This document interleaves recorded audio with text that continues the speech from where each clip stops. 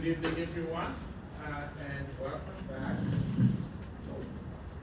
So, the plan for today is to talk about futures. It's not going to be a long talk, but there are some details you need to be aware of. The reason why I want to talk about it is because it will help you, let me rephrase that, it can help you with the last assignment, and it can help also with your final exam, the final project.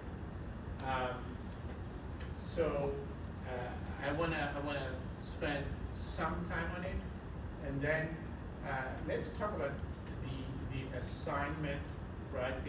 The last assignment, the last team assignment. Hopefully some of you have started. Raise your hand if you've started. Okay. Not a whole lot of hands.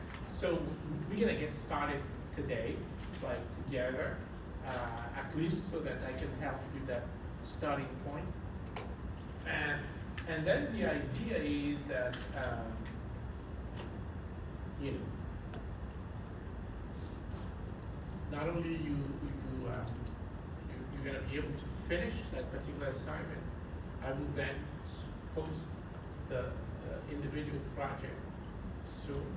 So the individual project will require that you only use Excel templates that we use in class, the ones that are on ASCII, so that you don't have to struggle. But also, I want to make sure that you understand actually you know how to use that stuff as opposed to some other tools.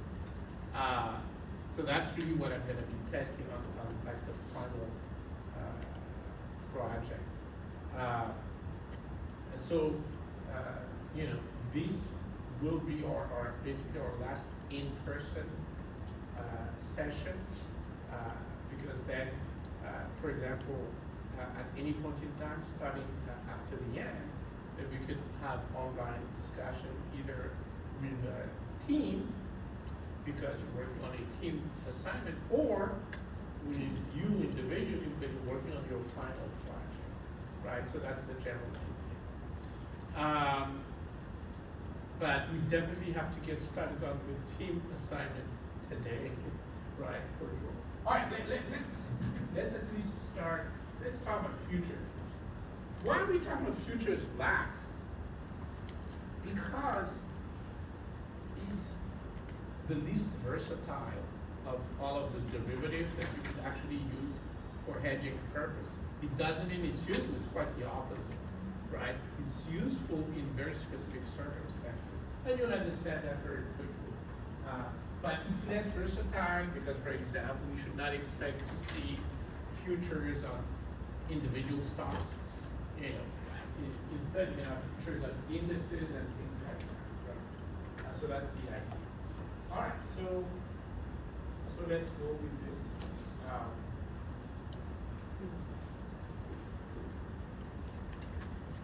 All right, so this is the agenda.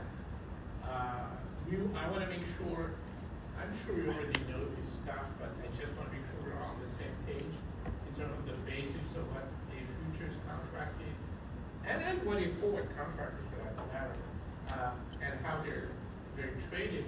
And you know, we talk about risk, right? Here's an additional source of risk that you will actually have to deal with, which is basis risk, right? When you use futures, that's gonna, let me rephrase that. I was gonna say, when you use futures, you have to deal with basis risk. Well, sometimes when you use any other derivatives, you also have to deal with basis risk, and that's why it's interesting that we talk about it within a futures context. Then we're gonna, of course, talk about pricing, right? Again, when you buy insurance, one of the first questions is, how much is it, right? Is it too expensive? Because if it's too expensive, maybe it's not worth it, right? And then last but not least, we're going to talk about the Greeks, which I've already talked about, so I'm just going to repeat it.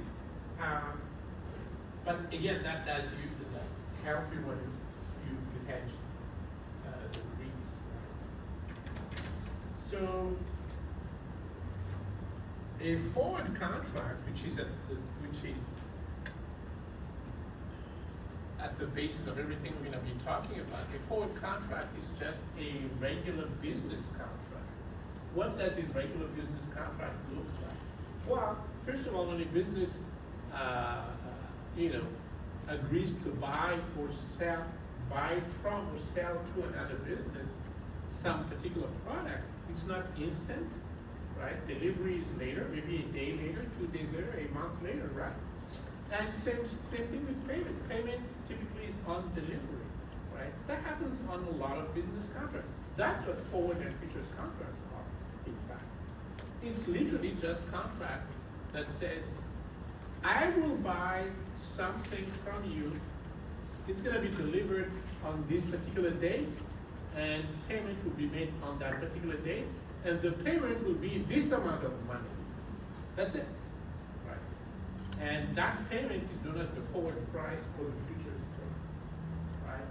So it's just a regular business contract that when you put it in a financial context, it becomes a very powerful hedging tool. So what is the difference between a forward and a futures contract? They're actually the same thing. Here's the difference. A forward contract is a private contract.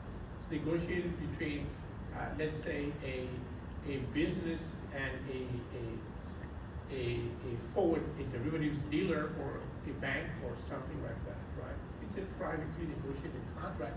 Whereas a futures contract, if you go on CMEgroup.com, we can start opening accounts because the CME Group is the most popular exchange for derivatives. Right? And if we're approved for some accounts on there, then we can start, we just sit in front of our laptop and trade futures. So it's not to be negotiated with anyone, it's traded on exchanges. That's the difference. Futures are traded on exchanges, forward are privately negotiated, but they're exactly the same thing. Of course, there's a difference based on what I've just said. The difference is forward contracts are customized to your needs, right? Futures are not, right? But of course, futures are more liquid. Like, if you want to get rid of a futures position, what do? If you have a long position, sell it. That's it. Just like buying and selling stocks. How about doing that with a forward contract? Good luck with that. Because basically you're saying you agreed with another party, it's a private contract, and now you want to renege on the contract. Well, that's a legal thing now. It's no longer a finance thing, right? Now you're violating the contract. So that's a big difference, right, between the two. They do the same things, but the fact that one is private and the other one is traded on exchanges make things very different. Futures are much more liquid. Of course, because they're traded on exchanges, they cannot be that customized. They're standardized.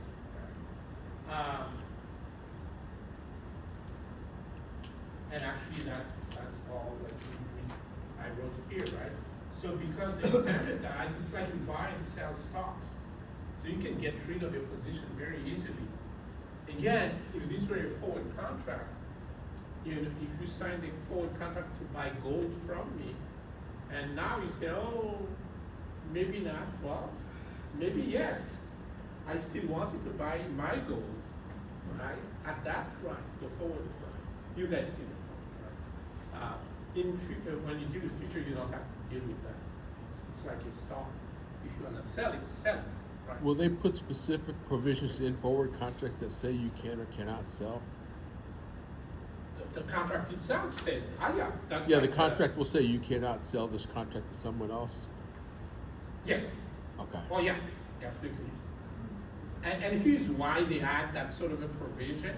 So, and this is, thank you for that question, Cliff. So, because the forward contracts are private contracts, is between you and me, right? We're two different businesses. Look, if you have a long forward contract to buy gold from me, so what you expect is that I deliver the gold, and what I expect is that you deliver the price, the forward price. Does that make sense? So we are exposed to each other's credit risk.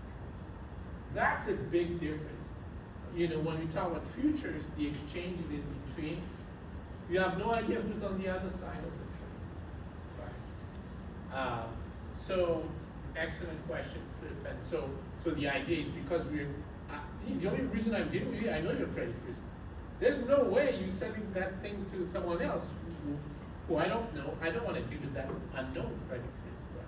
So that's the general idea. Now, that's number, so it's very liquid. That makes futures very useful. Now, here's the thing that you might not like, but it is the reality of futures contracts. So,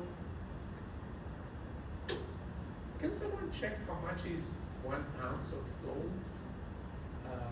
How much that price is, let's say today? I don't even know if it's sold by ounces, but I'm just guessing. It is. How much? Say again. $4,800, like almost $5,000, right, per ounce. So let's say you guys bought a futures contract to buy, and the futures price is $5,000, right? So what happens is that, you know, futures prices do change with the price of the actual gold, right? And ultimately you expect, of course, the price that you pay at the very last day, the last minute of the life of the contract, right? What is the future price? What should the futures price be? It should be the same as the price that's prevailing at that point in time, right? So that's, you know, that is something that we should focus on, right? You know, the last, in other words, the price on an instant futures contract, right? The price on that, you know, if you have a futures price that expires now, what should that futures price be? What should the price be on that contract? It should be whatever the prevailing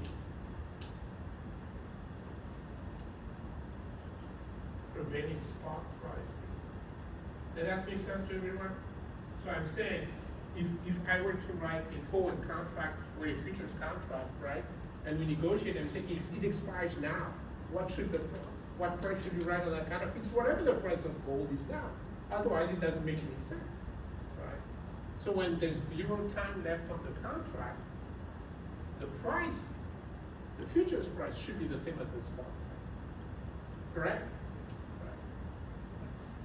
So that's actually what exchanges use in this mechanism known as marking to market. Right? If, for example, the futures price on our contract is $5,000 today, right?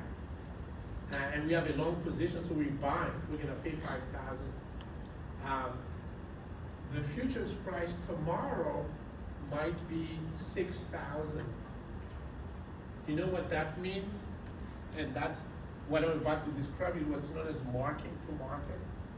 So if the futures price has gone up to $6,000, what that means is that we have to pay an additional $1,000 in our futures account, because it's a loss, right? Actually, let me exaggerate. It's a one-day futures, and tomorrow is the last day, and of course, the futures price tomorrow is $6,000 because the actual price of gold is $6,000. Do we understand this? Right. So when we mean more to market, we will not see that. We will not see the 6,000 in the futures price tomorrow. We will see the 6,000 in the spot price. Is that correct? Right. price goes up for the future and then someone bought it in future, practically the value of the future goes up. So if it's sold, then it goes down. So if it's someone sold at future and let's say it drops 1,000, then it's mark to market means it has to fulfill the margin requirement, or practically it drops 1,000, then it has to bring in $1,000, or it just has to fulfill the margin requirement. Yeah, so these are two different things. That's a great question. So let's first focus on the marking to market, and then Yeah, just what that means. Right.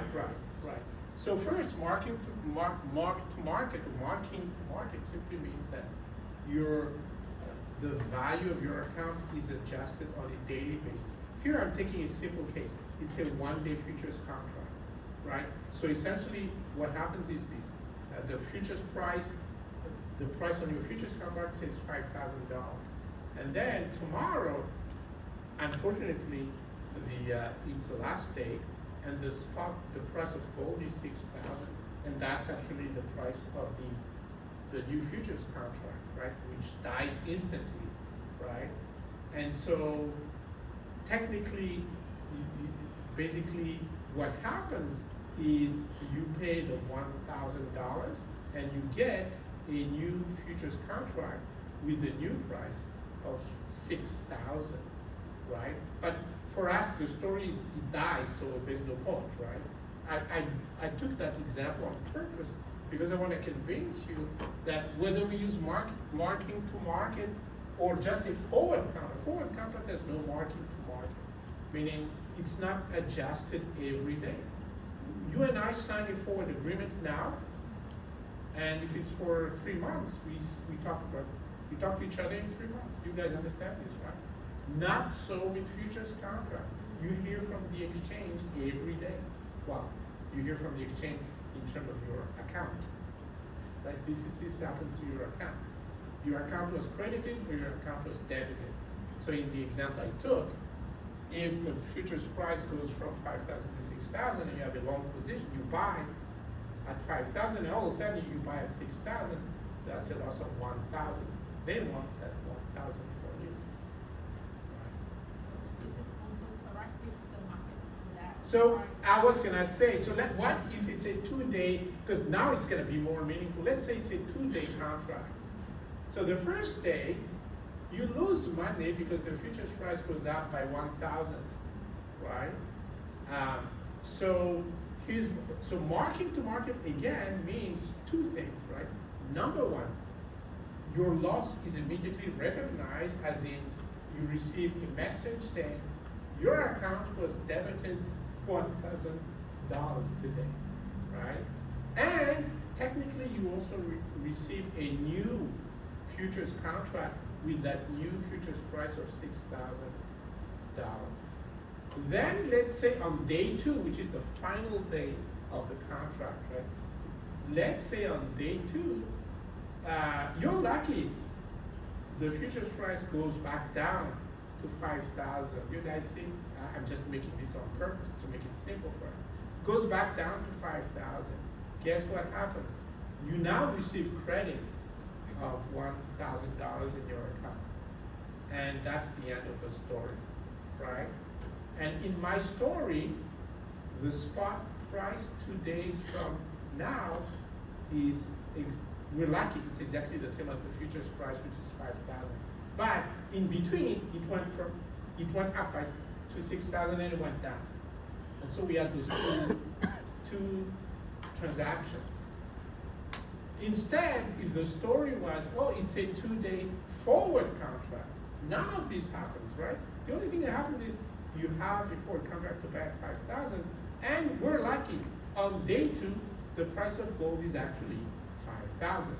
So we end up with a net cash flow of 0. But there's no interim cash flow. You guys understand this? Right? So why these shenanigans?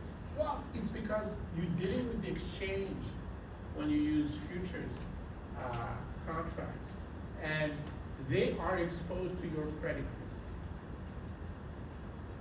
So if you're gonna lose money, if you're losing money, they want you to pay, right? And yes, the other side of it is if you make money, then they're gonna pay as well, right? questions about the concept of marking to market. So I want you to understand two things. Number one, at the end of the day, literally at the end of the life of the contract, whether it's a forward contract or a futures contract, your net cash flow is exactly the same. It's exactly the same. But the difference is, because if you're dealing with a futures contract, you have daily ups and downs in your account to recognize that something is happening to the value of your futures contract. Does that make sense? Right. And the exchange does this just to mitigate the credit risk that they're exposed to. Right. So actually globally, like practically brokerage companies are trading this in behalf of their customers. Yeah. So practically that's term, I think what's called, what they practically have to come up with this mark to market is the haircut. So haircut is it? I mean, haircut is so this. It's got many meanings in different finance contexts. But haircut typically in finance is like the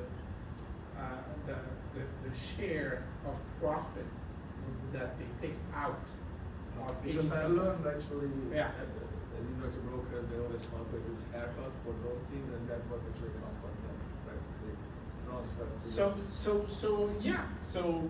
So maybe in the marking to market, so the marking to market, the way I make it sound like is that you deal directly with the exchange, which obviously is not true, because like you just mentioned. No, not be the company, when they interrupt the brokers, it's called. That's my point, Yeah. that is my point. No, I'm saying, I make it sound like we're dealing directly Yeah. with the exchange. You guys know that's not true, right?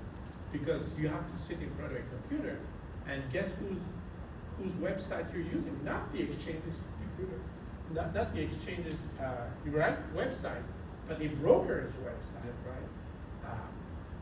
But that's what's going on, you know, and essentially what,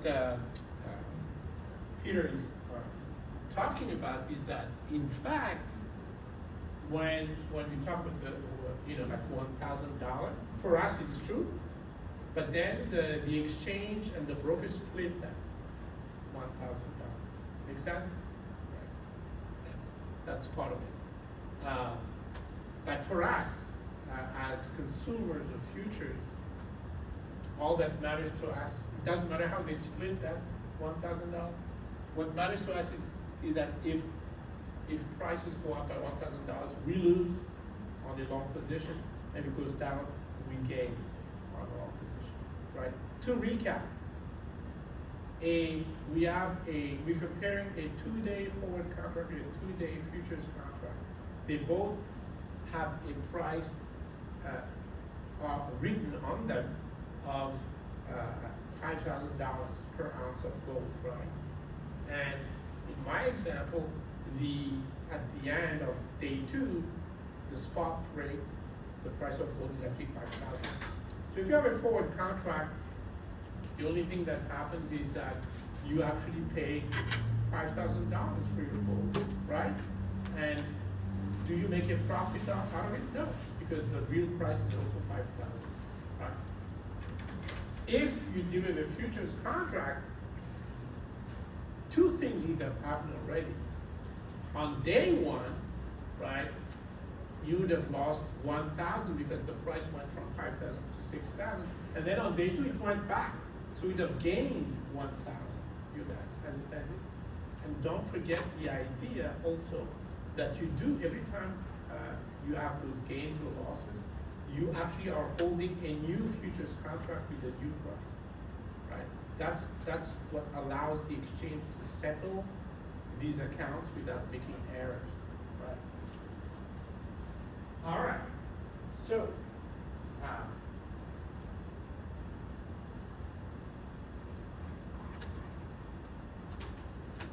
just to make sure we're on the same page. So even though we use these contracts for hedging, right?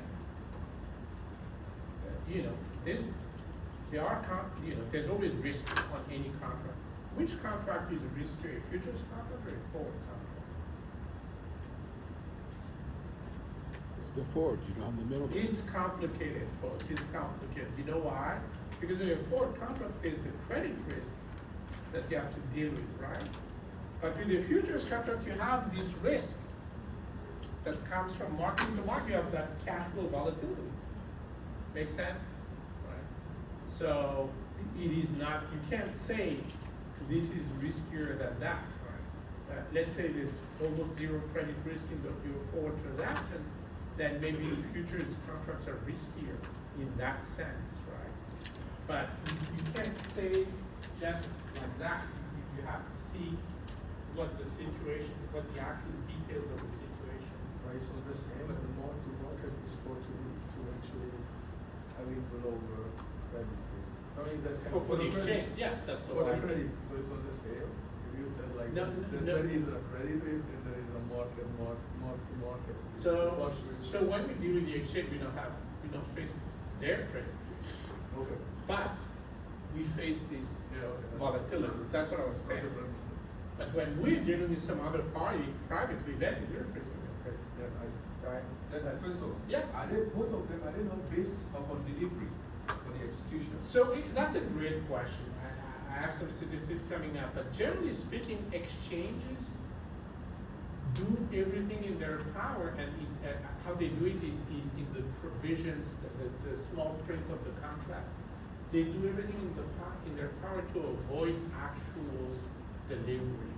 So they like, and it's obvious why, because it's cheaper, they like cash settlement. Like, let's say the futures price is 5,000, right? And then the actual price on the day of delivery is 5,000, then you settle your account and you get zero, right? As opposed to what? As opposed to actually getting the actual, paying $5,000, getting the actual gold and then selling it in the open market, right? So that's the point. So they make it hard for delivery to take place, like, you have to go to some other country or something, and, they make it very hard. They try to discourage, right?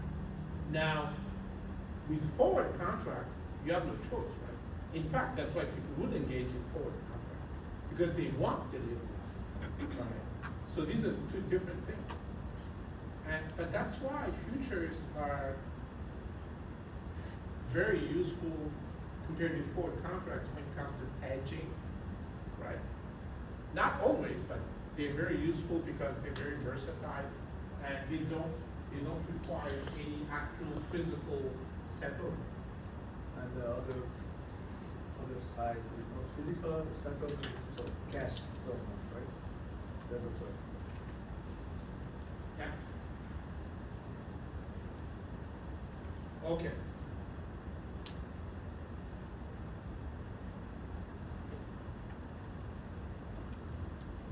So, one thing I want to make sure we all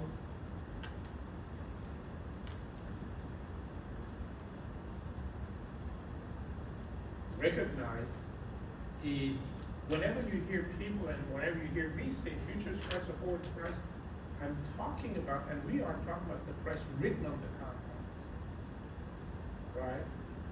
It is not the value of the contract. I know that sounds strange, but we're talking about futures price, not the value of the futures contract.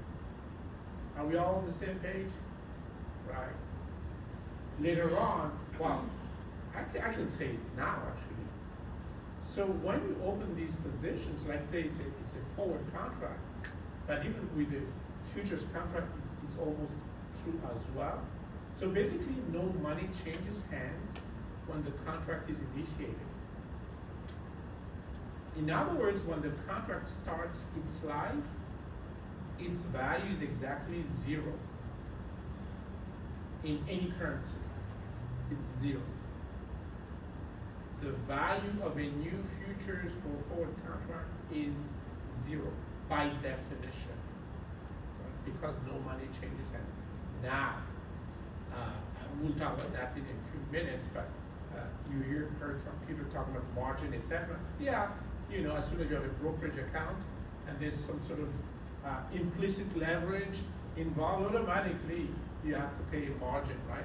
But remember, the margin is your money. It's not like it's gone. it's in your account, right? And as long as nothing bad happens, it stays in your account. And then when everything is done, you can get it back.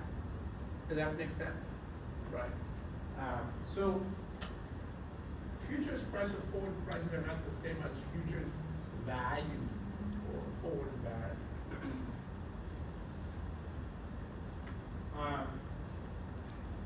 Any of these contracts would specify the exact quantity of what it is that you're buying and the exact quantity, right? Especially this, of course, this is particularly important if you're talking about commodities, right?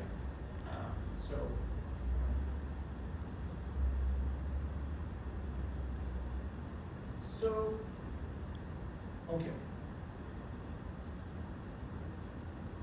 The contract itself is a contract to buy. A forward or a futures contract is a contract to buy, right? Now, you take a long position if you buy that contract to buy, right? And you pay zero, right? And you take a short position if you sell that contract to buy.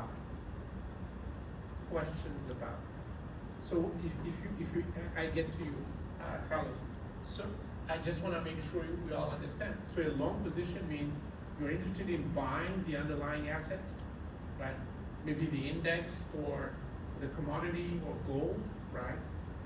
And you guys immediately realize, what does it mean buying the index? Well, because a lot of futures are futures of indexes. And you guys understand right away, there's no way there's gonna be delivery, right? So it's gonna be some sort of cash settlement, right? So if you take a long position, it means that you're interested in a position that's equivalent to buying the actual asset, not the contract, right? And if you take a short position, it means you're interested in selling the actual underlying asset. Does that make sense? Right, that's the idea. Carlos, go for it. I'm not sure if you mentioned this, but what actually determines the value of the contract? We're gonna talk about that. Okay. You're way ahead of us Oh, on this my one. bad. Because I'm just talking about the price right now. But that's a great question. The only thing I can tell you for sure is when it's new, brand new, it's zero. That's it. Great question. Even if that's actually there is a mispricing. I mean, it's hard to say because it's not right now, it's in the future. It would be right now, then that will be some difference, right? There is still can be difference, but just. What you mean is that it's possible that we think it's zero and a lot of people think it's zero for a particular contract. So let's Actually, see, it's not let's zero. see like there is a buy gold future Yeah. loan, right now it's almost 5,000. Yeah. It's 1 week future and I buy for like $500. So definitely it's kind of has a, I mean, as a buyer has a value, it just was a mispriced. Well, as long as the gold is exactly like the same quality and you know what I'm saying, right? All of the characteristics, yeah, that's like a severe mispricing. Yeah, but it's still value, zero of that? at the No, but that's the whole idea. The idea of a value of zero. Oh, let me rephrase that maybe. So, how many parties? So you've heard me talk a lot already. How many parties are involved in a futures transaction or a forward transaction? Make it a forward because that way it's immediate, right? How many? Maybe 4? Huh? Buyer, seller, broker, exchange. No. Forward. Forward contract. There's only two. And maybe the broker, please. There's only two. Okay. Right. It's a forward contract. Yeah, maybe stick with the broker. Right. So there's two parties, right? First of all, that automatically means it's a zero-sum game. There is no miracle, right? If you make money off the contract, I lose money, and the amount is exactly the same, right? So that's number one, right? And so, when we sit down to negotiate the contract, do we wanna lose money? No, right?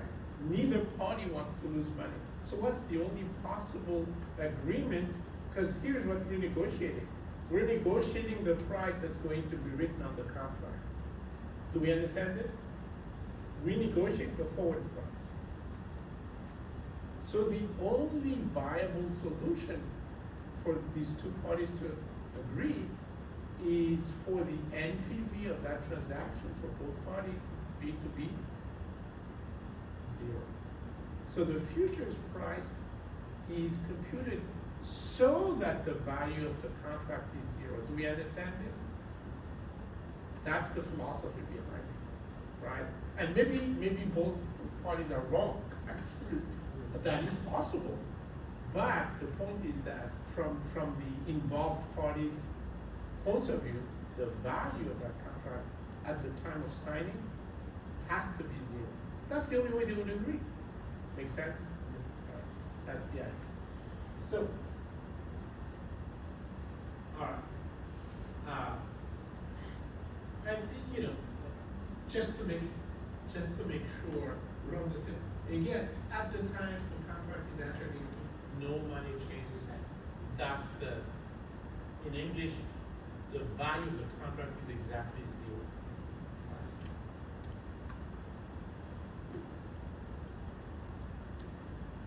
How do we know a contract is a derivative contract? Well, we now know the answer. We know it's a derivative contract if the payoff is a direct function of the price of some other asset, right? So here it is, right? So a long position in futures contract, what is it? You buy, so you pay the price written on the futures contract. You pay the futures price, right? But what do you get? You get the actual value of the gold or of the asset, right? So if this were a stock, it would look something like spot price at 10 T minus the futures price. That's the payoff of a long forward position or long futures position, right? Same thing, right? Again, for us it's the same thing, but you do know the difference physically, right? Physically, one is traded on exchange, the other one is not. So that's the payoff. What does that payoff remind you of? We've talked about some other derivatives whose payoff look suspiciously It's like a similar. bond. Huh? It's like a bond. Well, it's like a bond, but no, I'm taking a derivative that we talked about here in this class. It doesn't look exactly like it, but it's somewhat, yeah, what option? Replace futures price F with a strike price K or X. It's a call option, right? So a long position, a long forward or future position is very similar to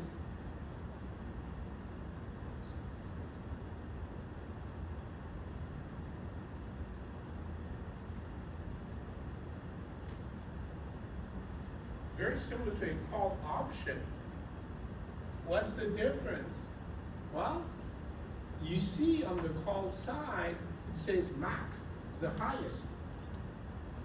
The highest of 0 and the difference, right? Whereas with the futures contract, you don't have the highest, you only have the difference. So at any point in time, the payoff from a call option is always better than the payoff from a futures contract. In fact, can we have a negative payoff from a call option? No. So I'm not talking about profit, right? I'm talking about payoff, the cash flow at the end. Can we ever have a negative payoff from an option? No, that's why it's an option. If it's negative, you do nothing. You don't have to do it. You don't have to use it. Correct? Right? How about the futures? If it's negative, can you do can you forget about it? No. That's the difference. You can have significantly negative cash flow with futures. You will never have that with options. So of course, on a standalone basis, on its own, a futures position is very risky. Does that make sense to everyone? Right? But hopefully, you're never gonna think of it like that. You think of it as an insurance policy. Because in other words, you're gonna offset it with something else, right? That's the whole idea. Right? Then it's gonna work. But if you just think of forward or futures contract alone, forget about it. Right? It's you can lose a lot of money. So let's remember this, right? We have a long position. You pay the futures price and you get the actual asset. So that's the payoff. If you have a short position, short means what? You sell at the futures price, that's your revenue. Right? By the way, I say payoff, but of course, because we don't pay anything for the contract, the payoff is the same as profit. For options, the payoff is not the same as profit, correct? Why? Because for options, profit equals payoff minus the premium that we pay for the option, right? So let's make sure we understand this. Now, let's talk about the payoff of a short position. We sell it. So we're selling gold at $5,000, which is the futures price, but then we're selling it, we get that money, $5,000, but we lose the actual gold that we have, right? And hopefully you guys see right away how this is somehow reminding us of a put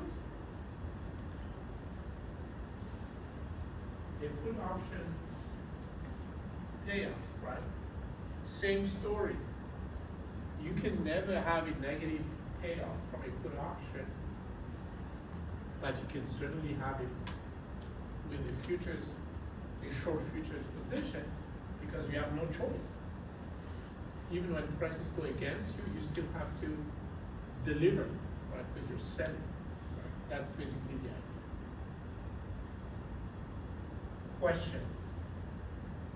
Yeah. You said that, but what is the original future price, how we got to get it? Because We're gonna get it. We're gonna get there.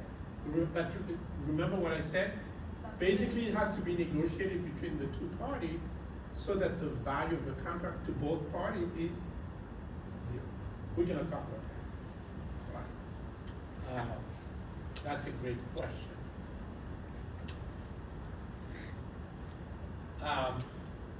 So,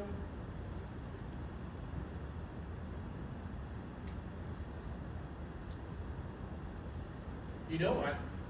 Maybe I can answer that now, and then later I'm just confirm it. Right? I'm actually going to confirm it with a different way. But let's do it now, right? So we want. So it doesn't matter whether it's a long or short, right? Let's take long because I want you to get used to the idea that this is a contract to buy, right? So, okay. So we want the present value of the payoff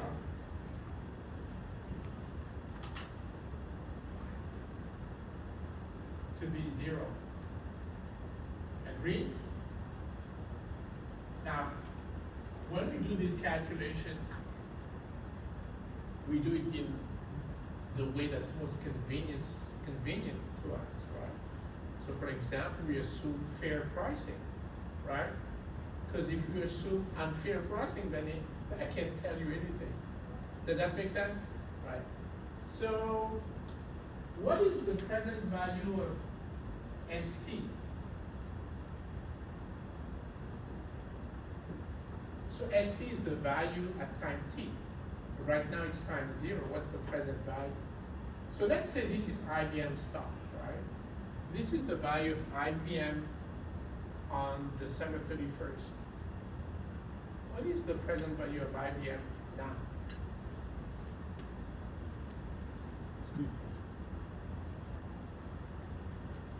So you have to remember what I said. Right? We have to assume fair pricing, right? So the present value of IBM is nothing more than the price per share right now, right? So it's gonna be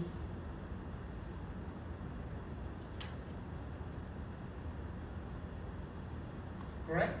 Present value of the stock minus F.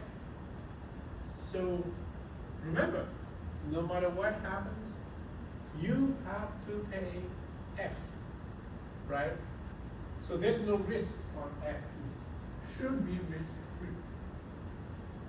I'm not saying that it is in reality always risk-free, but it's supposed to be risk-free. You should be paying it no matter what. So what is the present value of F? So we can just simplify, and present value of F is this, right? Discounted with the risk-free rate, right? Because there's T periods. Do we all understand it?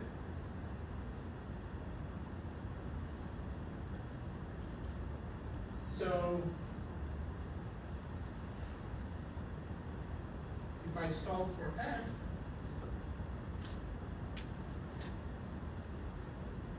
and if so, we do not need lap and shoals for this, right? Look at this.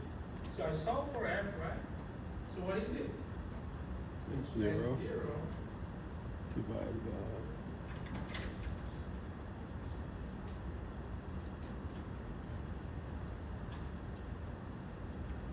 So in English, a futures or forward price is simply the risk-free future value of the underlying asset, the stock price. And you guys remember risk-neutral valuation, right? So, you know, if you have questions, why do we have RF at somewhere in, well, actually it's because it's a derivative. All the risk is in S0, right? So, very simple. What if this stock pays dividends while the contract is alive? You subtract the dividend yield from RF, right? But that's it. It took us what? 1 minute to come up with the futures price. This is it, right? But please remember how I got it? By making sure that the present value of the payoff, so I could have started with, I started with the long, right? But I could have done it with the short, which is the other side of the same deal, and we would have gotten the same conclusion, correct? Do we all believe this? Right? So, you know, let me write that down just to make sure. I'm just saying that this is from one point of view. Here's the other point of view. We want this to be 0. But we're gonna get exactly the same result. So a futures or forward price is nothing more than a risk-free future value. That makes it easy to remember. Risk-free future value of the spot price, the current spot price. Questions about that? And what I want you to remember is not just the conclusion, but the premise. These are the premises, right? We want to make sure that both sides experience an NPV of exactly 0. It's the only way the two parties to come up with a mutually beneficial arrangement.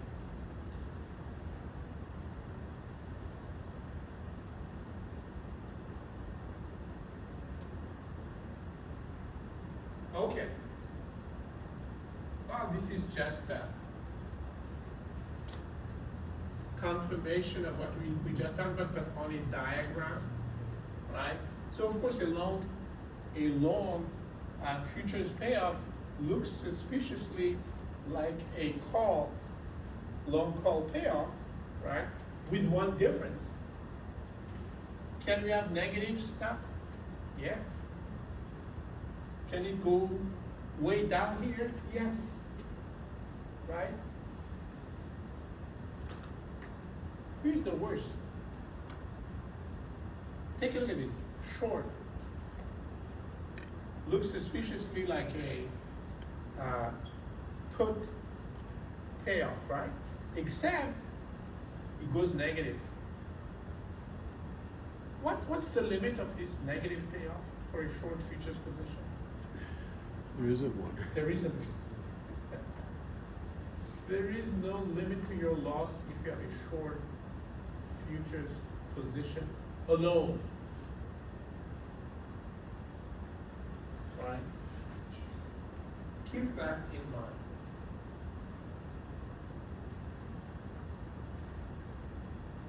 Now, let's talk about the portfolio that you want to hedge, right? So you have a portfolio you want to hedge,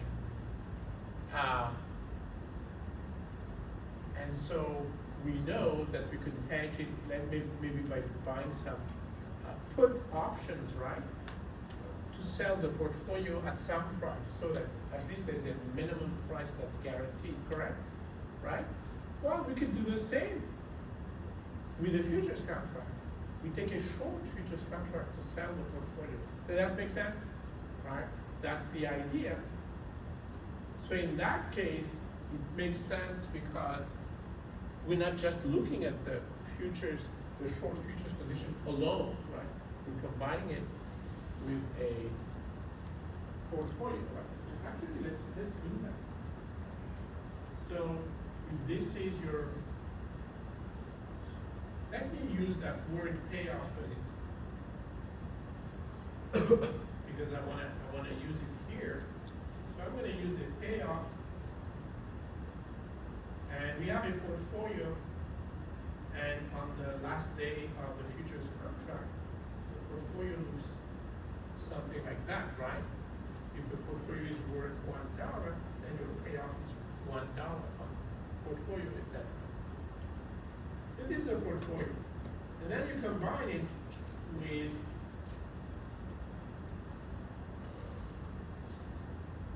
that short futures, right? Right?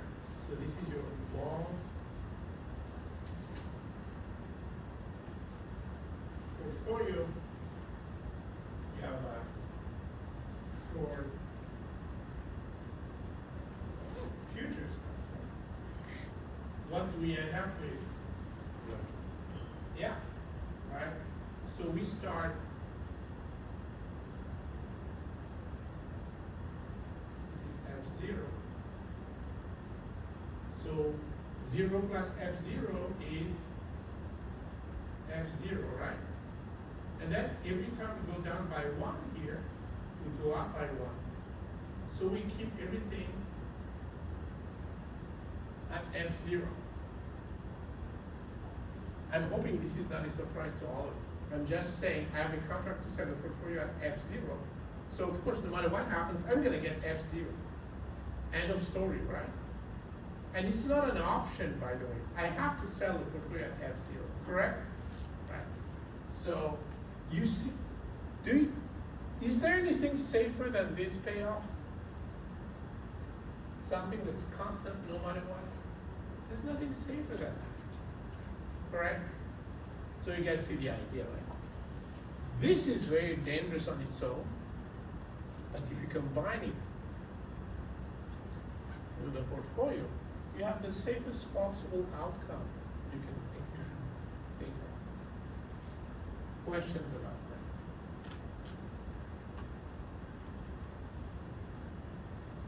So I was telling you guys, futures contracts, they're less versatile because they're less available for many things, for many underlying assets. but they can be useful in very specific circumstances. Here's that circumstance, right here. If you have a portfolio that's exactly covered by that futures contract, that's perfect, right? If you've invested exactly in the S&P 500, then the S&P 500 futures contract will exactly cover anything, any loss, and you'll end up with the safest possible position, right?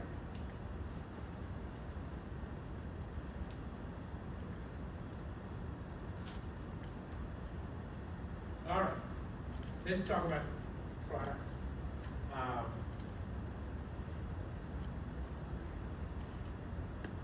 So,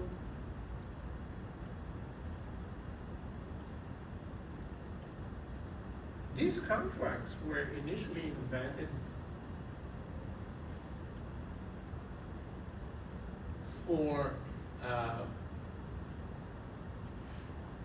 commodities hedging. You know, so if you're a gold miner or gas company or anything like that, you know, you would hedge by using these contracts, right? And that's why when you look at the list of typical futures contracts, you're gonna have futures contracts on all kinds of agricultural commodities, you know, anything, right? Pork belly,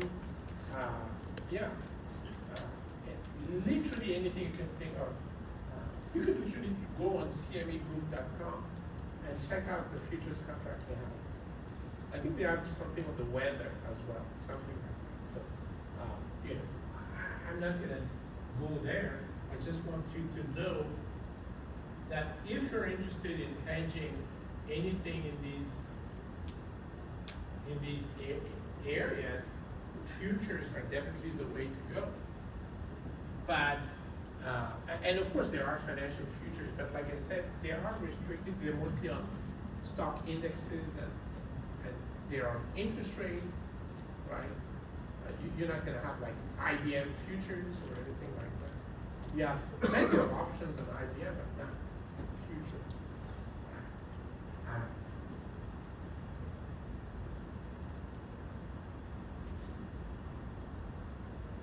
All right, so this is just a little story of the CME group. Let's take a look at a picture. Oh, some jargon. Oh, yeah, this is important.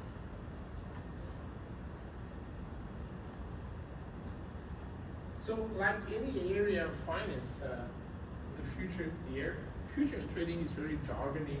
So, for example, actually, I should not be saying that because open interest is available in almost any sort of contracts, not just futures contracts. But you should know what open interest means. It's literally the number of contracts that are outstanding, right? And why would this be interesting?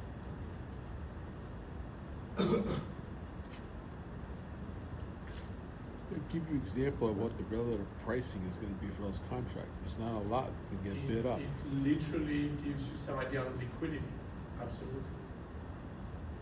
Right? But are there a lot of contracts that people are holding out there or not? Because if there's very few, then you're gonna have trouble with the pricing.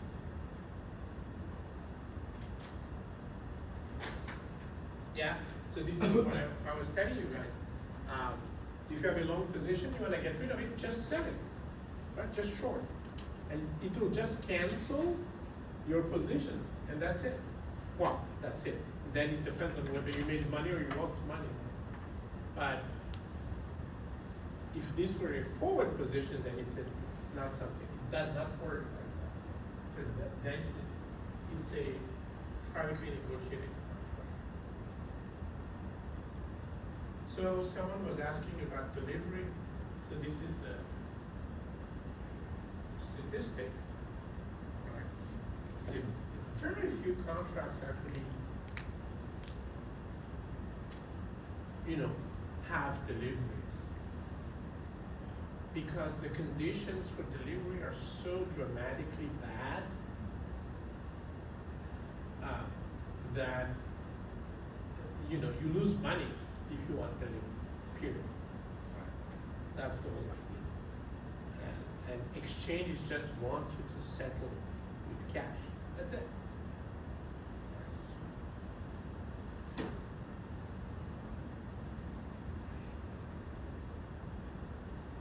All right. So, difference between a forward and a futures contract. A forward contract is like Exhibit A, right? There's only two parties involved, right? And like I said, you're exposed to each other's credit risk. Okay? One side expects the money, and the other side expects delivery of the commodity. One of the two sides might default, right? Not so here, right? Because the exchange is in the middle, and the exchange is very careful. First of all, neither one of these folks will be able to open a futures account on this particular exchange if their credit risk is very high. Right? That's number one. Right? So, you know, I'm not sure if I qualify actually for a futures account. Well, I know I do, but you know, I may not qualify for a futures account based on my credit report. Right? This depends. So, this depends on the exchange, but on top of the exchange, remember you have your broker to deal with, right? So even if the exchange would be okay with your credit risk, your broker might not be okay with it. So you don't even know that the exchange is okay with it because you're talking to your broker, right? So that's how many layers of protection there are. And bottom line is, this just makes sure that credit risk on both sides is minimized, right? And of course to protect themselves, they do the marking to market every day. Right? So at the very least, if you start losing money, you pay in advance. That's the idea. All right.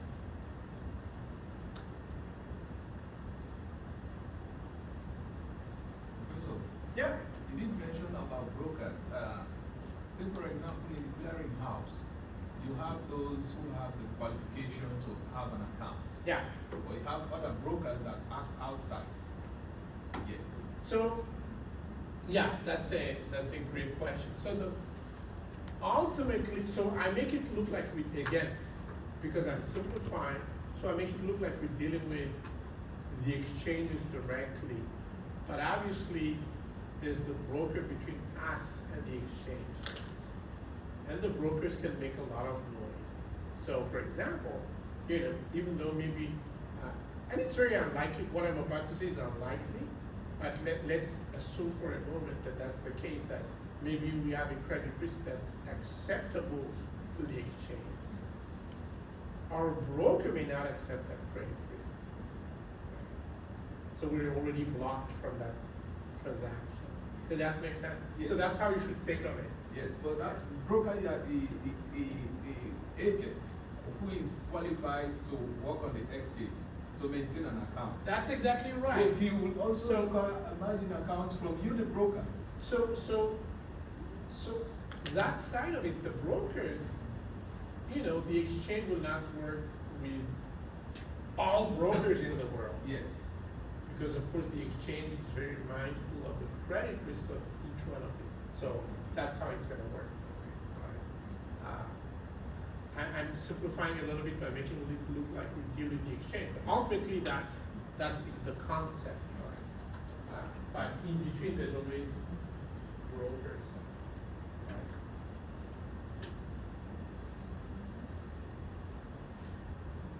Oh yeah, I think I mentioned this, yeah, I did, so just make sure you realize this once again. At the time of delivery, the futures price should be the same as the spot price, obviously, right? Because that's a futures that dies instantly. It's a futures for immediate delivery, right? There you go.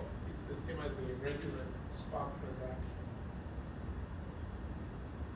Okay, on to Peter's favorite stuff.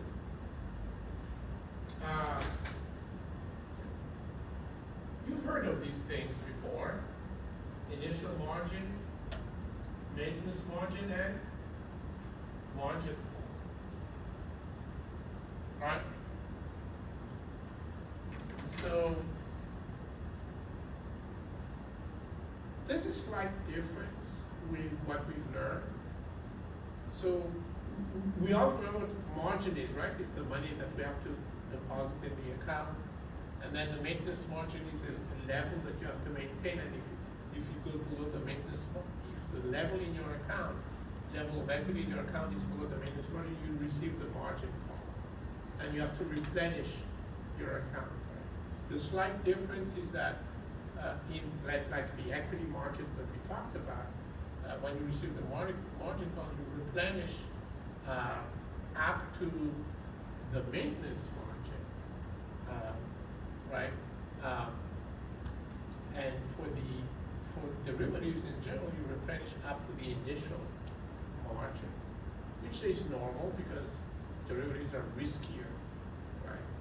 And so that's why you replenish more money, right, when you use derivatives. But it means exactly the same thing that we've talked about when you talk about margins, buying on margin in equity markets, exactly the same.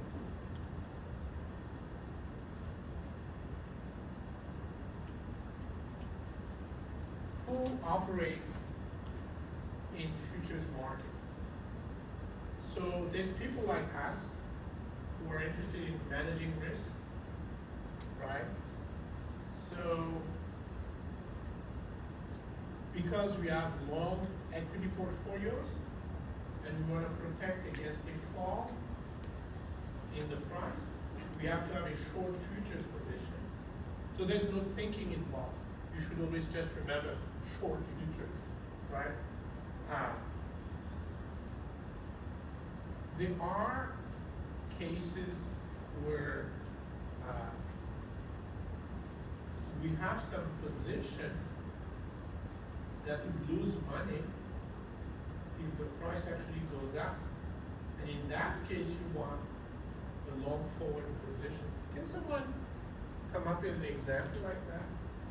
What sort of a position, first of all, what sort of an equity position would lose money if stock prices actually were going up? Short.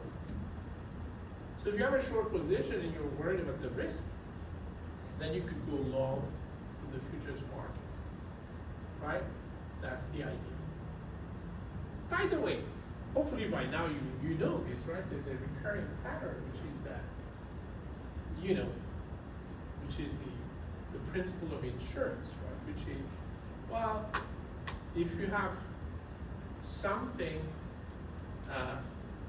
and the risk is that the price of that something goes down, then you should have some insurance contracts whose value goes up when the price of the underlying asset actually goes down, right? So for example, a put option gains value when the stock actually goes down, right?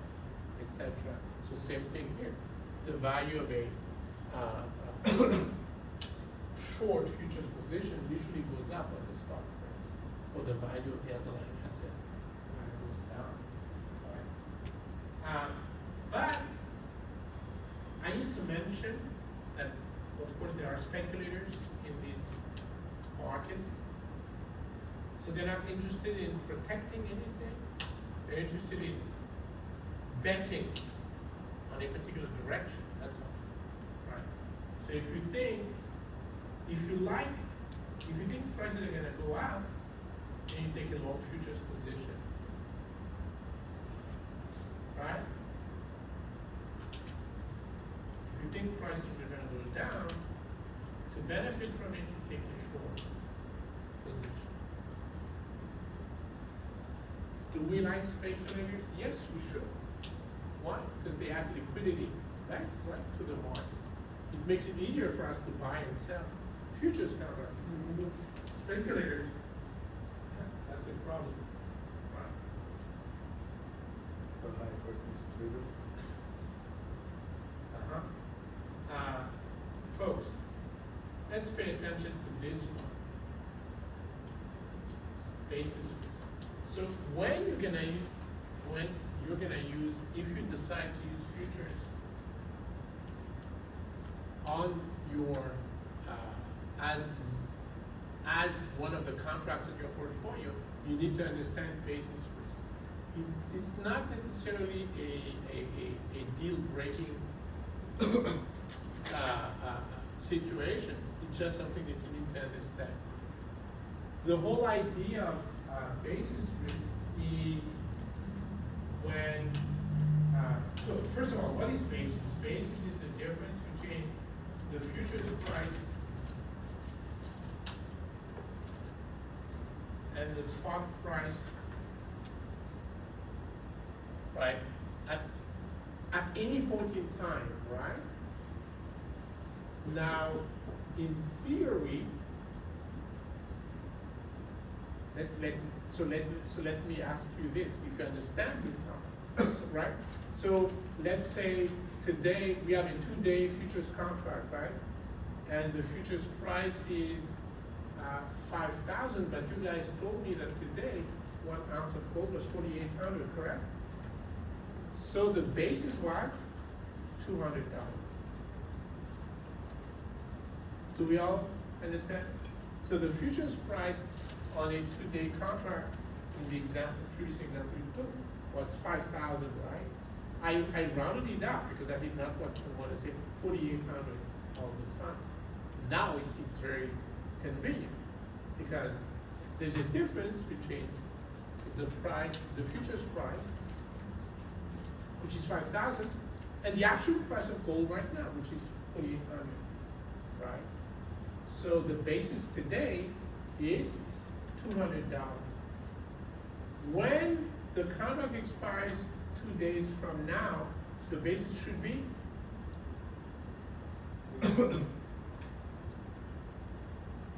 zero. Right?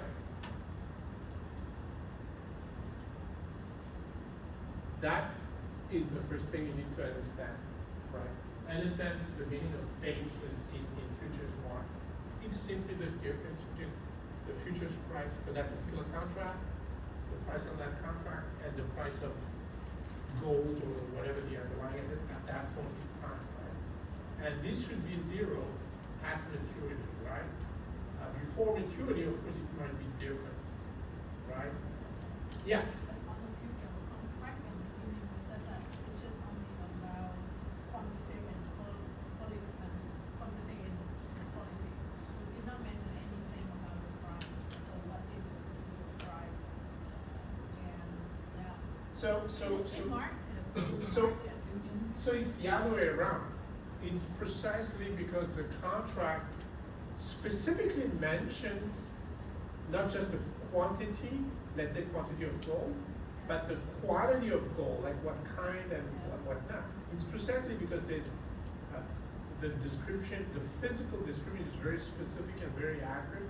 It's because of this that we can say for sure that the basis, as long as the actual gold exists, the basis at delivery time is zero, right? It's the other way around. It's the contract that makes it possible to have the basis at zero, right? Because you define, what you define in the contract matches the physical reality of the deliverable goal, right? Does that make sense, right? Now, basis risk has to do with, so remember, for example, this is possible, it's possible to get out of a futures position before expiration date, correct? Yeah, because it's like stocks, it's traded on the exchange, you buy, you sell, no problem. Like I said, if this were a forward contract, it's a totally different story. But it is possible to do this. So one source of basis risk is if you actually get rid of the position before expiration date, right? Then automatically we do experience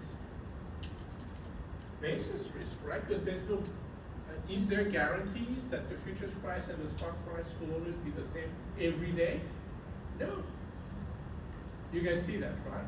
The only guarantees at the end of the contract, because the contract is an instant contract for instant delivery, right? That contract should have a price that's exactly the same as the price of the real deal in the open market, right?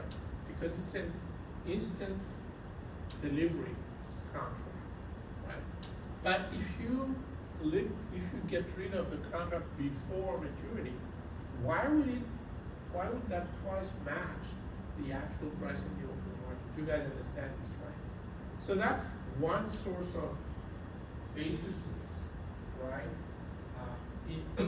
In other words, when there's a mismatch between the length of the contract and, for example, the length of the position that you're trying to hedge, then you can have basis risk, right? Because the value of the position that you hedge is not gonna match the value of the contract before,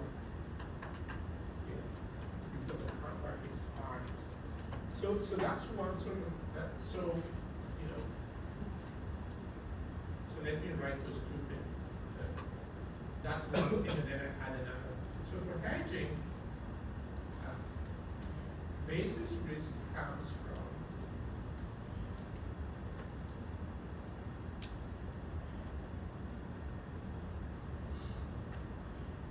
number one, a mismatch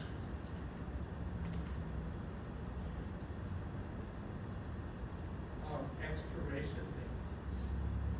So,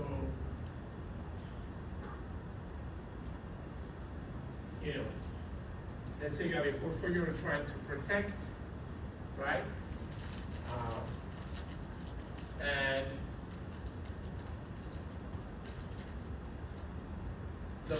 you only have 2 days to hold on to the portfolio, and then you have to sell it. And if you have a short futures position to sell it, and the futures expires 2 days from now, there's no problem, right? This is exactly what you needed. And the price of the, on the futures contract will match exactly the value of the portfolio that you're supposed to have, right? But what if instead, and this is reality, right? In reality, you have short futures positions and your portfolio, you want to hold it for 5 years, 10 years, right? Then what's the problem? Every time you get out of the futures contract, there's significant difference between the futures price and the spot price. Because the spot price is ongoing because you hold on to the portfolio, whereas the futures price is whatever the price is at that point in time, right? So that's one source of source of basis risk. There's another one which is more, I think, more important.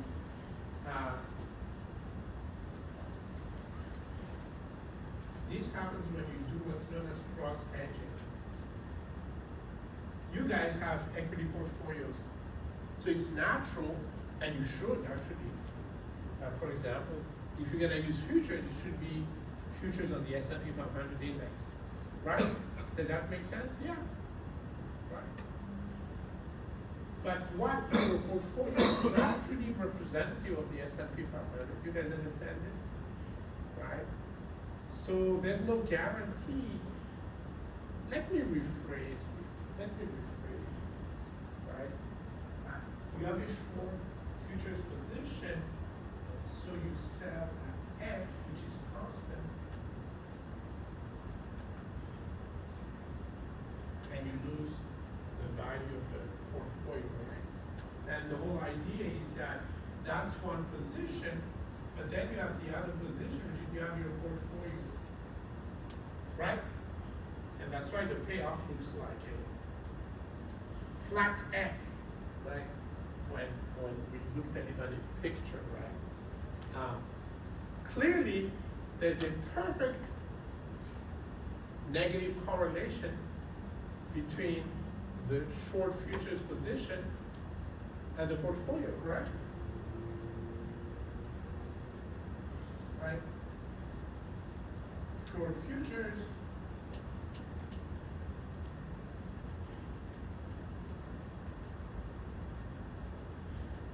portfolio. Does this make sense to everyone, right? Because the short futures is a constant minus S, and the portfolio is just S.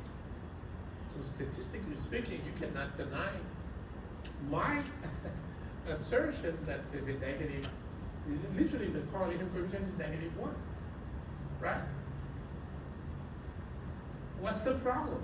Well, what if the short futures is on the S&P 500? So this is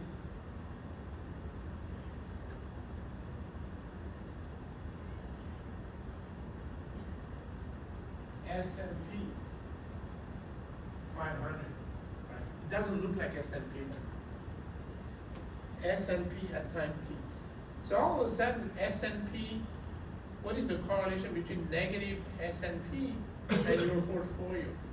Is it guaranteed to be -1? You can see the idea, right? Unless you exactly copy the S&P 500, there's no guarantee that the correlation is -1.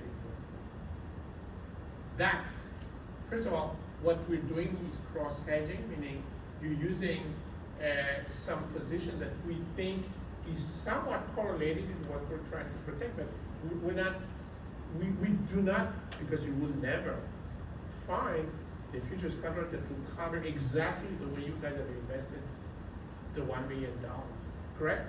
There is no such thing. So you have to do cross-hedging, meaning using a contract that you hold will cover the risk, but it will never perfectly cover it, right? Why? Because of basis risk, because the correlation is not -1. So the loss on your portfolio is not gonna be automatically fully covered by the short futures position. Does that make sense? Right? That's it. That's basis risk. That's what you need. First, you need to know the meaning of the term, but you need to be aware of that additional source of risk. All right?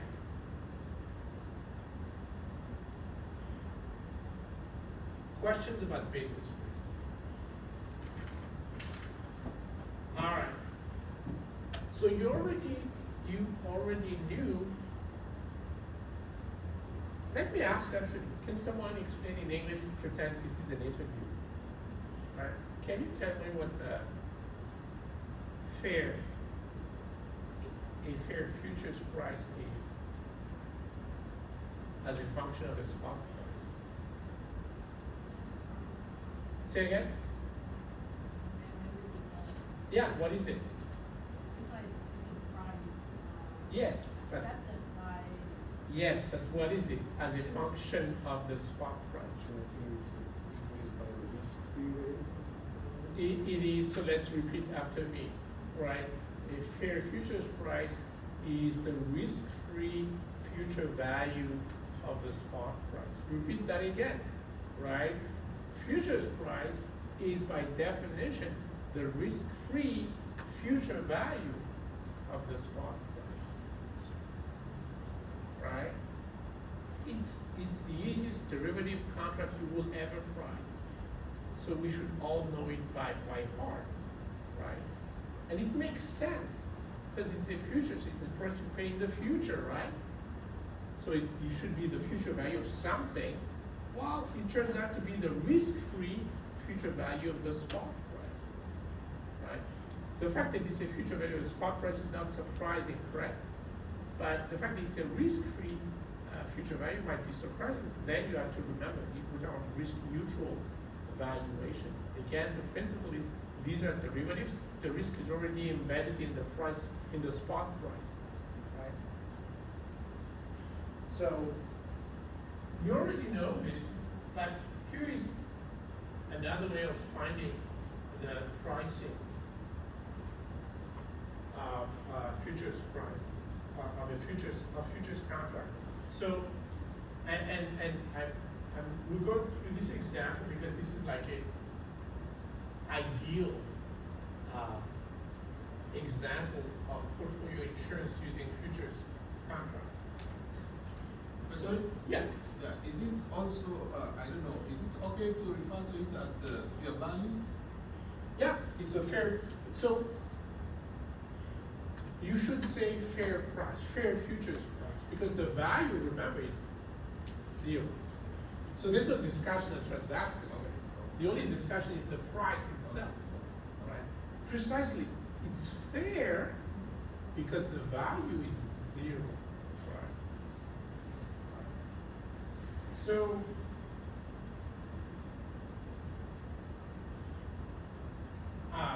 so let's say we have $1,000 in a S&P 500 mutual fund. So this is perfect because we do have futures on the S&P 500, right? And assume that the mutual fund pays a dividend of $20 at the end of the year. So this is a 1-year transaction. And there is a 1-year futures contract, and the futures price is 1,010. Right? So what happens at the end of the year? So you should not be shocked at what happens at the end of the year. You know what's going to happen. No matter what happens, you always going to receive the same amount of money. That's the beauty of a short futures position as a hedge, right? So let's do this. Right, so we're gonna short the contract. So at the end of the year, whether the actual price of the mutual fund shares, so remember we started with 1,000, right? Whether it's 990 or 1,010 or 1,030, the payoff on the short futures is what? Futures price 1010 minus the stock price 990. Take a look at this. So 1010 minus 990 is 20. 1010 minus 1010 0, and 1010 minus. Of course, we knew this. We knew that we could have negative and sometimes significantly negative payoff on short positions. Short futures positions, correct? Right. Now, there's this cute additional detail that we receive dividends of $20. But the point is that look at the total. No matter what happens, you're fully covered. Of course, there's zero basis risk here. How do we know this? Well, because the mutual fund was an S&P 500 mutual fund, and the futures contract was on the S&P 500, right? So this ST here is exactly the same as the ST above. It could have been different, and then we would not have this constant payoff. Does that make sense? Question. So first of all, clearly, when we bought the mutual fund shares at $1,000, right? We received the $20 dividend, and then we hedged the position by having a short futures position with a futures price of 1010, correct? It's clear that the rate of return is 3%. How much did you pay for the futures? 0. How much did you pay for the shares? 1,000. So investment of 1,000, final cash flow of 1,030. Rate of return, 3% no matter what. No matter what. Whether there's an earthquake or anything like that, it's 3%. So it's literally, that's the risk-free rate. Right? So,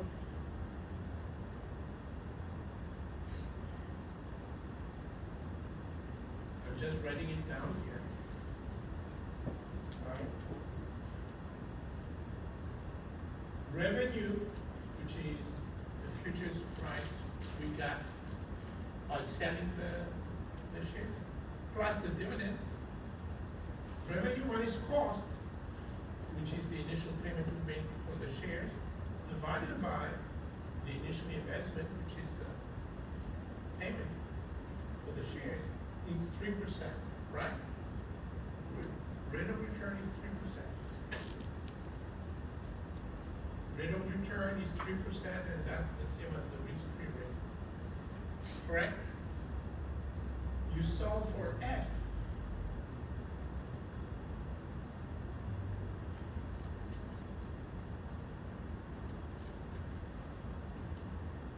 Did you see something similar to this before? Yeah. Except in my initial example, the stock did not pay dividends, so the dividend yield D was 0. But it's still the same thing. Futures price is the risk-free future value of the spot price. And then if there's dividend, you subtract the dividend.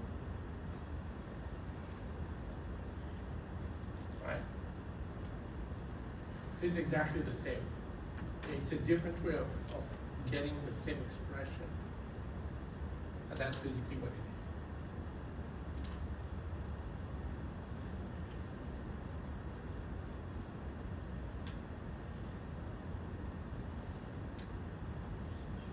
So I realize it's like 8:05. I don't think we ever stayed this long. So let's have that break, 8:05, and then 8:20. We just gonna all be back here. All right.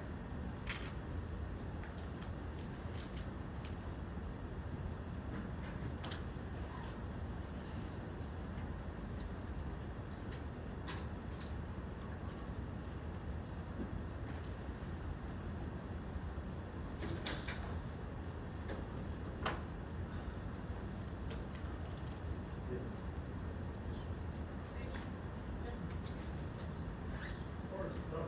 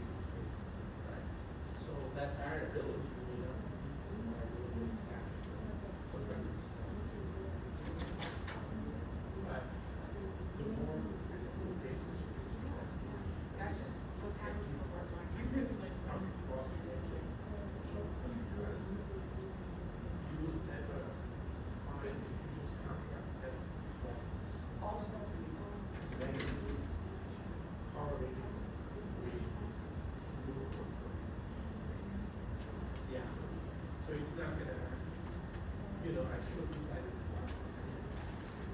That's the copy.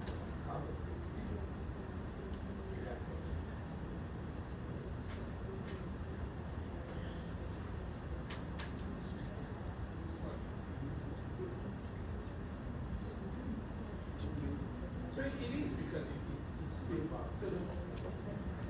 Obviously, there's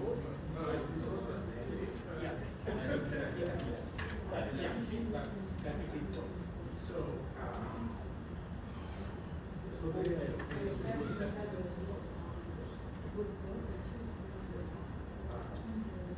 yeah, good point.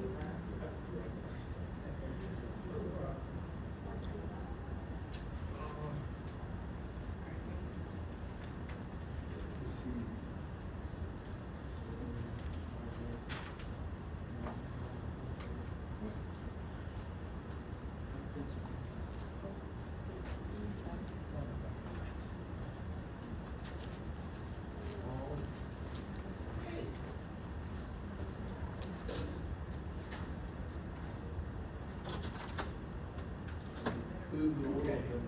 Like there was an old guy. Yeah, can organize things for you. Yeah, it's Yeah, yeah. kind of can alter the yeah. And also I put it kind of because it's kind of can collect things for you and so yeah, like additional features like just go to Chrome. There was another one like AI strategy. That's practically show like how to be efficient prompting. And the last one practically was it's how to develop a mobile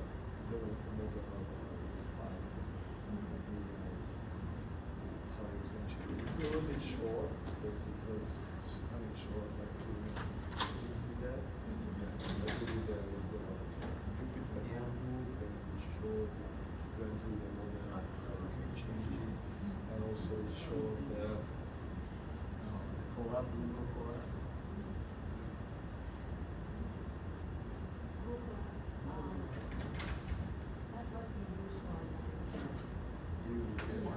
I didn't use it.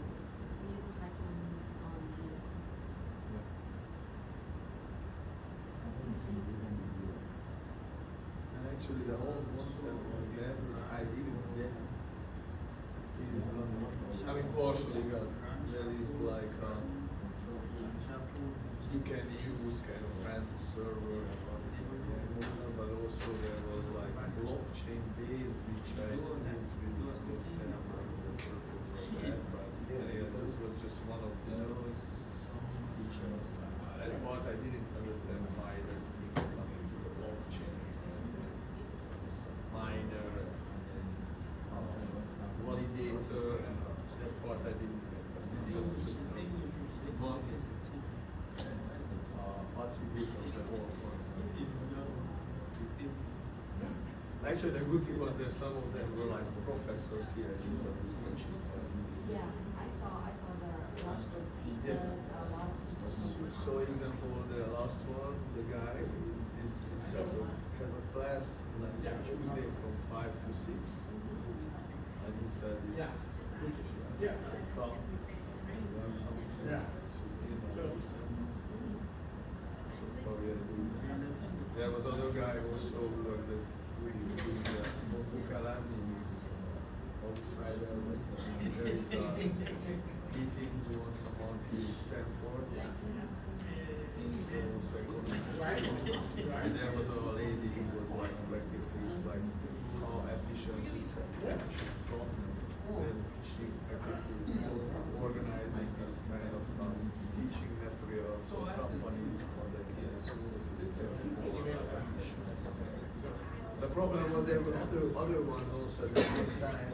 The main thing was that this first one is brewing Route 605, but there was one other which I said I'll go like go to many places. Actually there was one like Google there were people and showed like how they,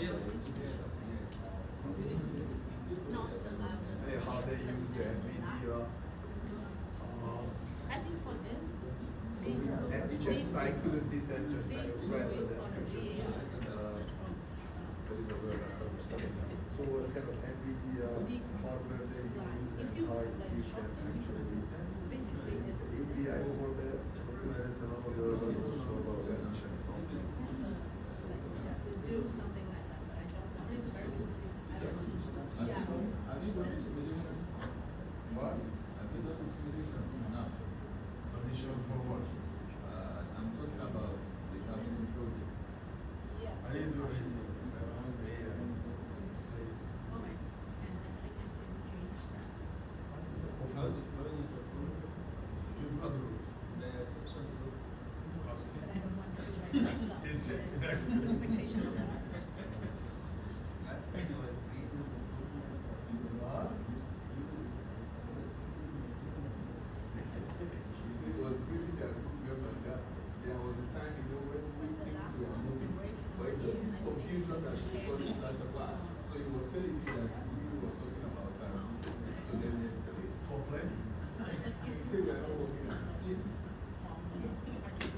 So your professor also is. Yes, yes. Yeah, we are in this same profession. And how is it going for you? So he complained about us, to like motivate you guys, so to do it better. He initially was talking about it, you remember? Yeah. He said, yesterday Oh, was- okay, it's going back and forth, okay. So Professor, last training day is on this Friday, right? Yeah. Okay, so, that's it for us. Yeah, if you have something. Yeah. And the presentation will start on next Wednesday at 4:30, right? This one?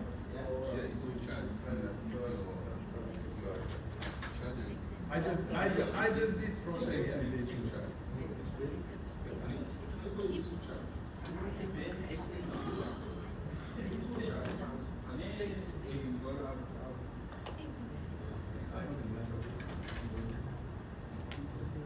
But like there will be also two other presentations, right?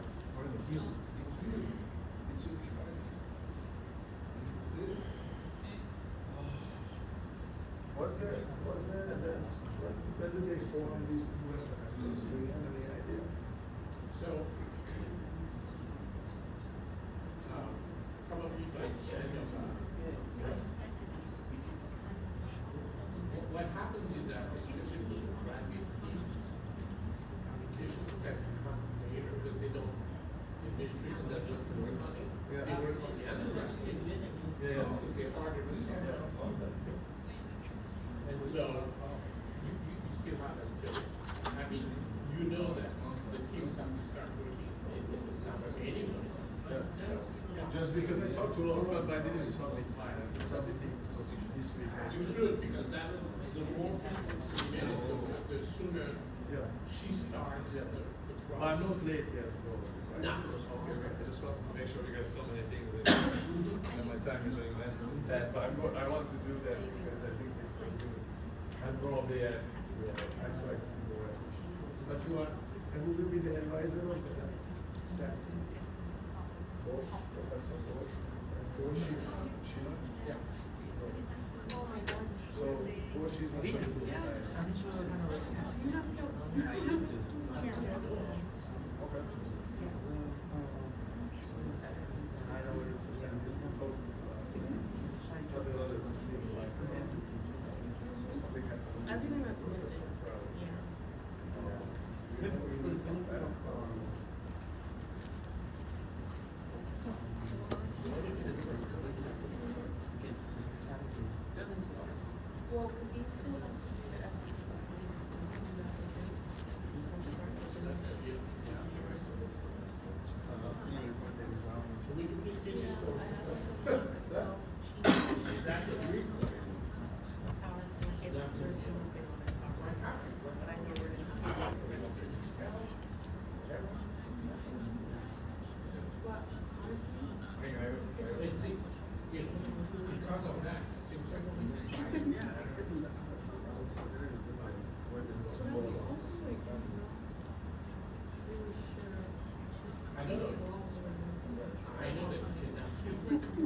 That's what the article says. Okay. Guys, yeah, okay. So, if you that's gonna say, that's state law. They will eventually, and then you. Can you apply it? So next week is gonna be our last. She said. It's our last analysis. Oh, really? Okay. No, I'm just, I'm asking like, we have one class on. Professor Rivera, right? It's, option. Yeah. It's only one semester. No, but like, is this I assigned? thought there was a one. Is that a fun? One is the office. The other is another one. But you gonna make it, he's gonna give us So probably Yaakov is teaching everybody uses the tomato. Oh, so we do have. No, this is our last class. You know, teachers have been doing it. I haven't been. Yaakov is really old. And I think that's gonna be like a sustainable. So the option, so based on the thing we said, next week, before that, we have the local option. Oh my God, you said not gonna get it. Yeah, like, it's just in the Oh. it's not something. The only thing I know is if he's not coming back, then he's gonna be something. But it's like, Just because you Yaakov have is a crossing. full-time town before, like. That's what It's I'm gonna give us like a week. I'm surprised he's teaching because he knows it's going And now you, I've been checking also, you know. I'm surprised. He's gonna do that with the. He's doing that. They always have that thing. Oh, I think he wants that, that sets of, activated. Maybe he's like. You can open. But, I mean, even if it doesn't say everyone's gonna have one, you all have For the final, they're gonna get that. I mean, if Sorry, what did you say? you have Why to do you- commit to because we have, good. Did you talk to the embassy? Did you talk to the embassy? Yeah.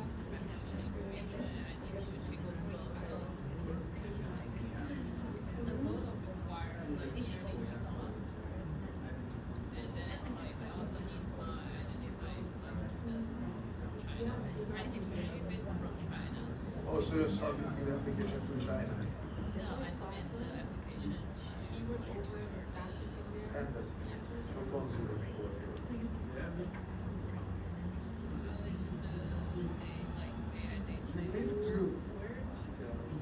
I couldn't do all of them because I was a little late, but yeah, whatever I went, it was good. Can you share that?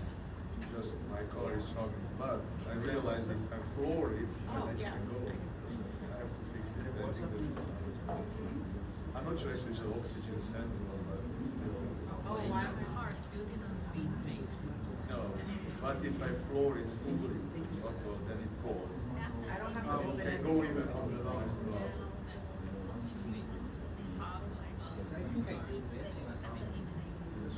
Yeah, because now I should go to the mechanic, and then went to Saturday, then he didn't work, and now I have no time to go there, because there is always something. So probably I call him It's something. Friday, whatever, to Saturday, then I will go. But it's,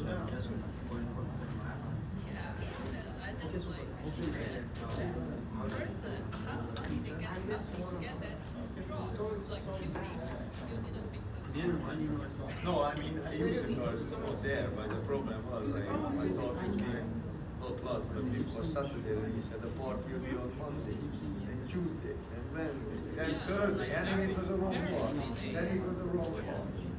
And he called me on Friday, then, oh, I have the part, and I was like, okay. He was just So going with on this, the you know, miles. how much much is it? He says like 130, and I know I can get for 80, so like I said, okay, then I buy it. I say like, because yeah, they can work in it and expand it is something I know.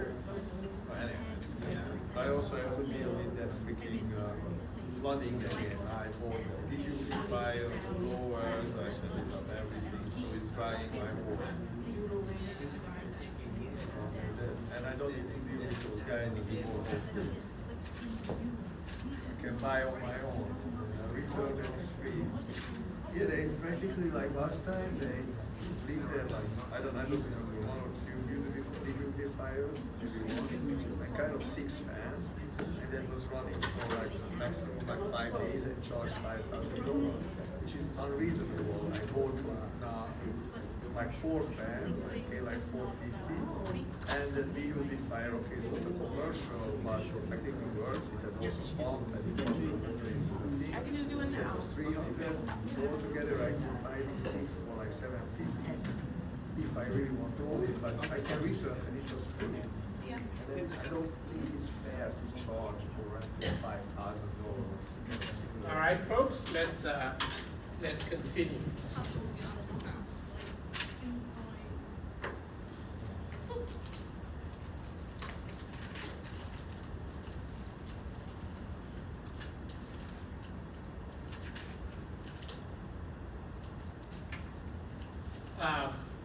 So we're talking about futures pricing. One thing I need to mention, apparently I said if you have a long position, you buy at 5,000, right? Futures price. If the price of gold goes to 6,000, you lose money. Obviously, that cannot be true, right? Because you paid 5,000 for something that's worth $6,000. Make sense? So your account is not going to be debited; it's going to be credited by $1,000, right? Let's keep it simple. Just remember, I pay 5,000. That's the contract, right? And the way you should think of it is it's the same as a forward contract. If you sign a forward contract to pay $5,000, that's what you end up paying, despite and that's the example we're talking about, despite the daily cash flow variations, right? At the end of the day, you end up paying 5,000. And how do you know it's 5,000? Because we have a formula like this, right?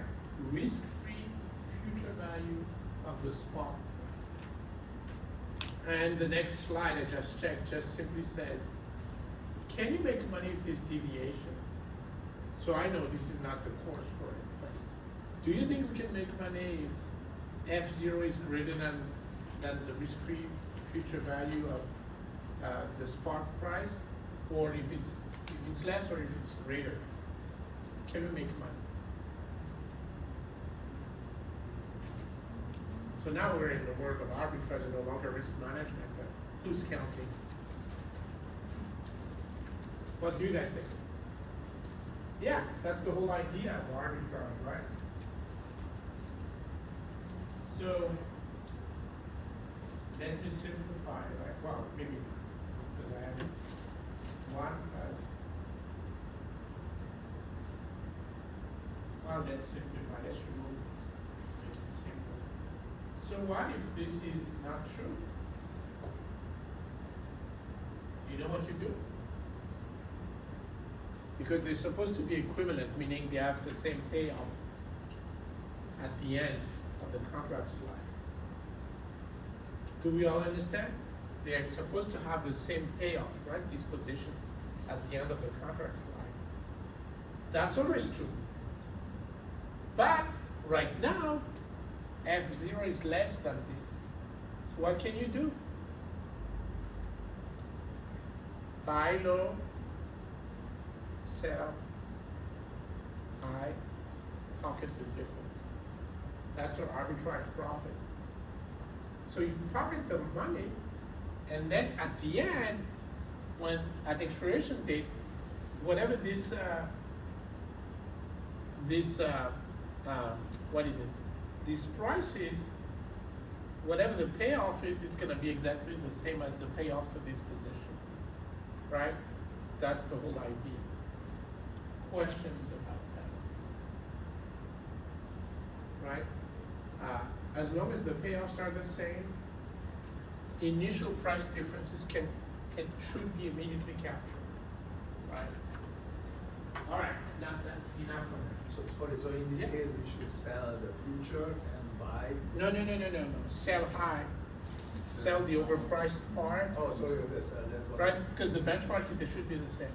Sell the overpriced side, So meaning selling the stock, shorting the stock. sorry, shorting the stock and buying the future. Yeah, right, exactly.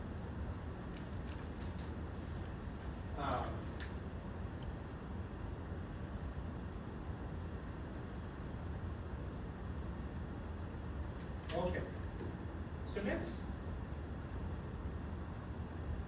talk about some other possibilities. So we know that a futures price is the risk-free future value of the spot price.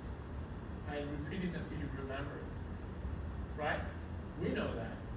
But did you know that you could price a futures contract as a function of another futures contract? And why is that, you ask? Well, first of all, just make sure that futures contracts, even though they have different length, they are exactly on the same underlying asset, right? S0. So as long as that's true, right, you have these two equations here.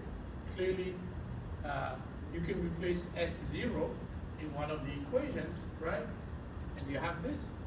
So a longer futures contract is actually, so this is very useful.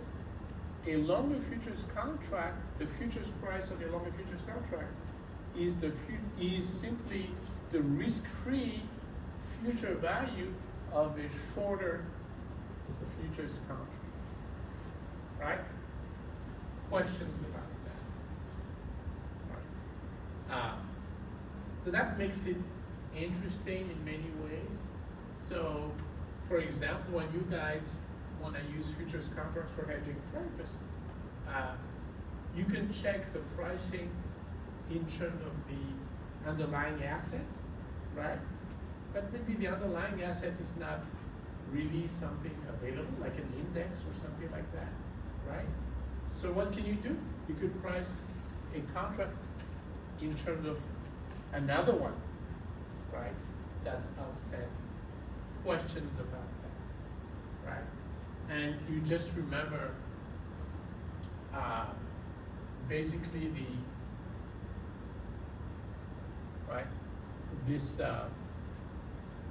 this equation simply says a long contract, a long price is simply the risk-free future value of a short price. By the way, what is the shortest possible price? What is the shortest futures contract? The shortest futures contract is the contract for immediate delivery, correct? And the price is the spot price. So whatever I told you, which is that a futures price is simply the risk-free future value of the spot price, you could generalize it and say a futures price is the risk-free future value of a shorter futures price, right? And of course, the ultimate shortest futures price is the spot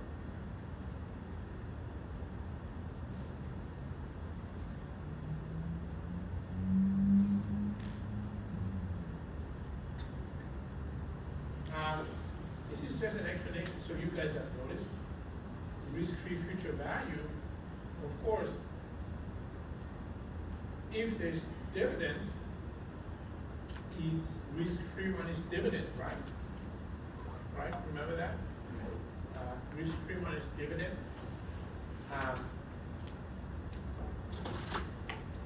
So what are we saying? We're saying, bottom line, if this is positive, for example, if the dividend is small,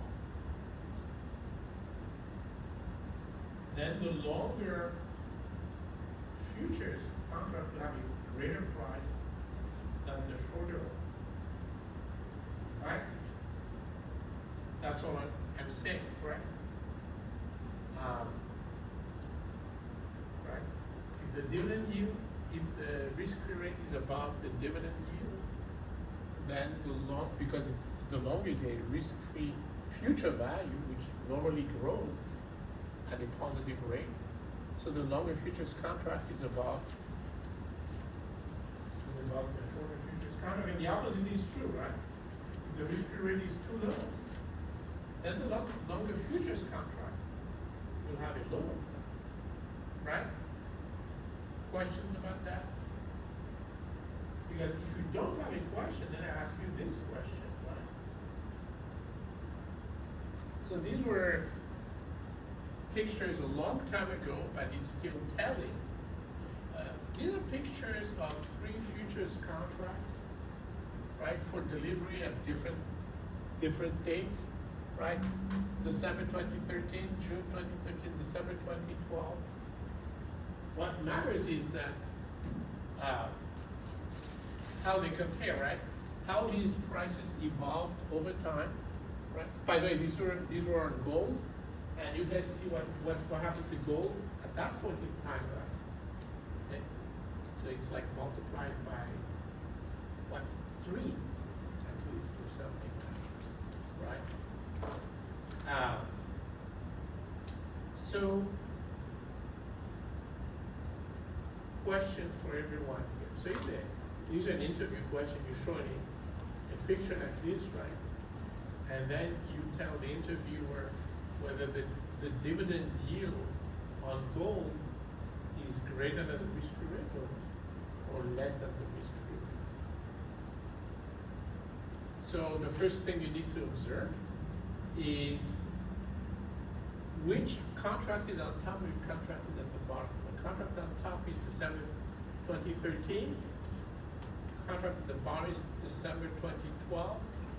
So the longer contract have a higher price than the shorter contract, right? So what does that mean in terms of risk-free rate versus dividend yield? Right?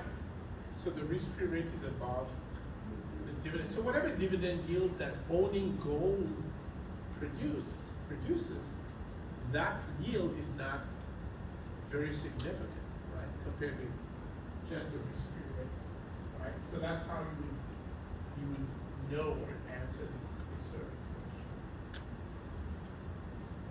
question. Last thing we need to talk about. So far, we just talked about the futures price being the risk-free future value of the spot price. So we compare futures price for payment later with the spot price now, right? But what about what we expect the spot price to be at delivery time, right? Hopefully everyone will agree that there should be some sort of relationship, right? Let's say we agree that you're gonna deliver gold to me, right? So you have a short futures position and I have the long futures position to buy gold from you, right? In 3 years, right? At the end of the 3rd year, I pay you the futures contract and you deliver the gold to me, right? That's the agreement.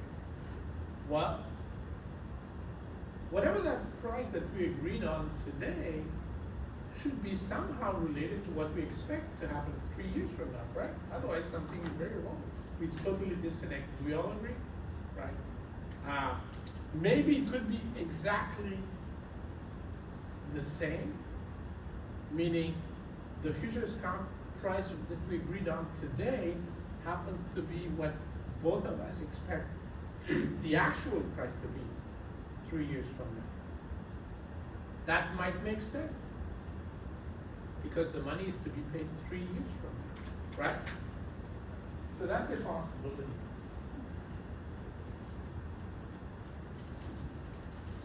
By the way, the reason why it's called expectation, this is what's known as expectations hypothesis.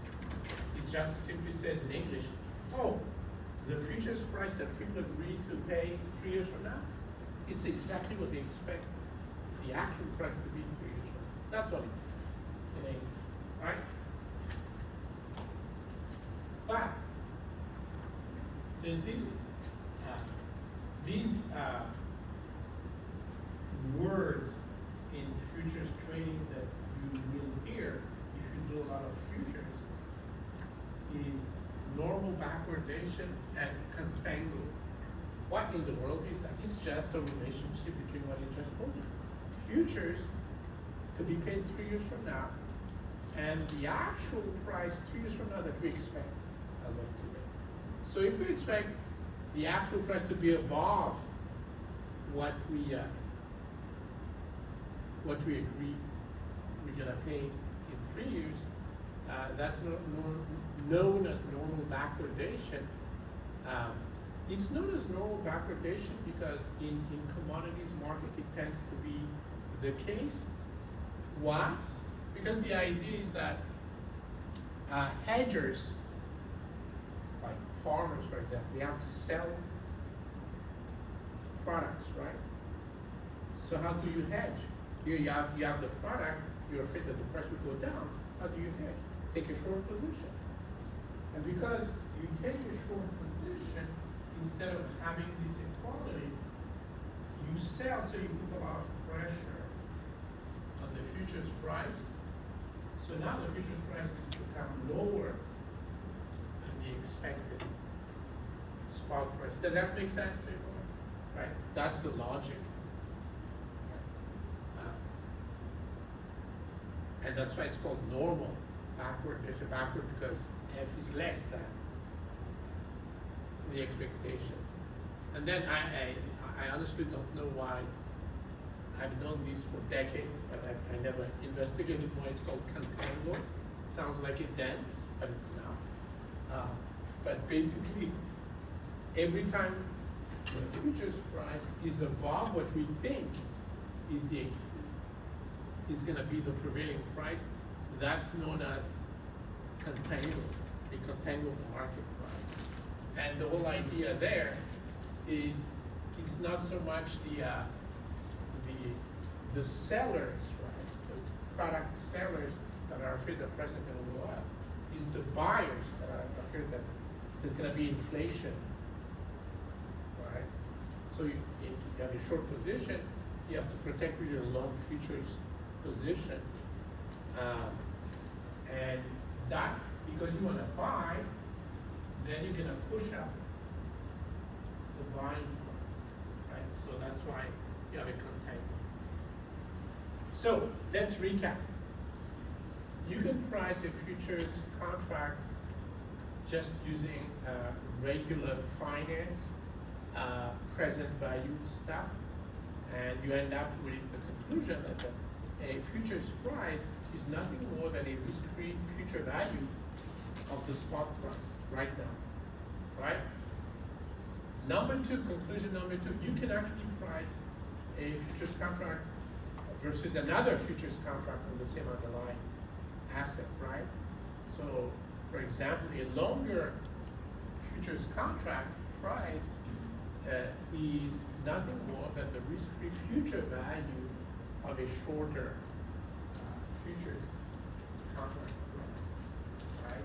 And then here, you could actually, I was gonna say price, it's not really pricing, you could compare it with the expected future spot, right? And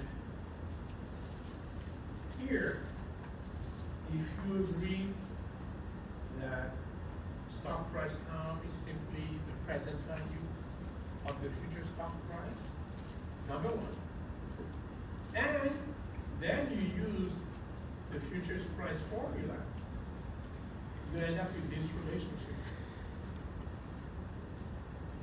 Right? This is the relationship between futures price and expected spot price. You multiply the expected spot price by this ratio. 1 plus risk-free rate divided by 1 plus the stock rate of return, right? So you expect the stock rate of return to be higher if it's a stock, maybe it's not a stock, but if it is a stock, then, or a stock portfolio, you expect this ratio to be less than 1, and therefore you expect the futures price to be below the expected spot price. If you're talking about portfolio hedging, right? And what is the price? Well, if you hedge a portfolio of stocks, you end up with F0 less than ELSD, and wouldn't you know it? This is exactly the same thing that's told in this story, right? Normal backwardation, F0 is low because of short hedges, right? Except we're not farmers, we're portfolio managers, so we have short hedges as well, right?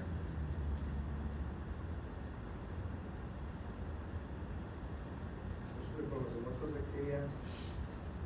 Stock return, stock rate of return.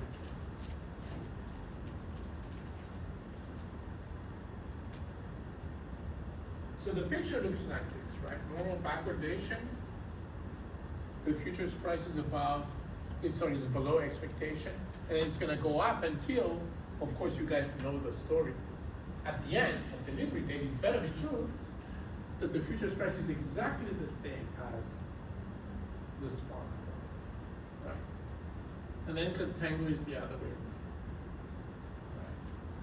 around, right?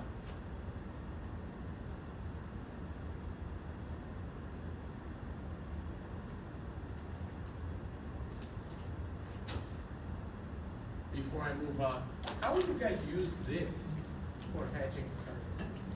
Can you think of anything?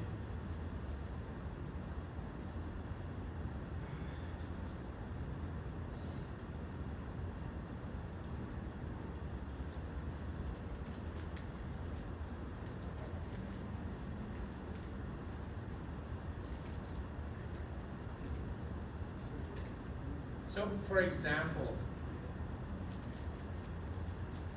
when you hedge, do you want to hedge when the market is a contango market or normal backwardation? And why, right? Because that's Edward, go for it. You can hedge, you can use both, so. Yeah. You hedging. Of course. Yeah, say for example, when, as you said, backwardization is when there is expectation in falling price. Yeah, so if you know that the price of this particular commodity or contract is gonna drop, so if you short the contract that you expect the price to fall, yeah, you short it, and then you long your goods. In other words, this, folks, is a picture, absolutely, this is a picture of, even though it looks like a comparison of the futures price and the expected spot price, it's actually a forecast of where the futures price will go. That's the whole idea, right? So, if you have a long position, a long futures position for whatever reason, you would like a normal backwardation situation because the futures price goes up, right? And you make money actually on your futures position. Does that make sense to you? Right? You make money on a short position when the market is in contango, right? All right. So,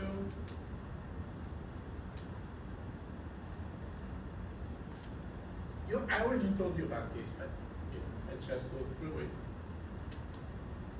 So just to make sure, right? So the value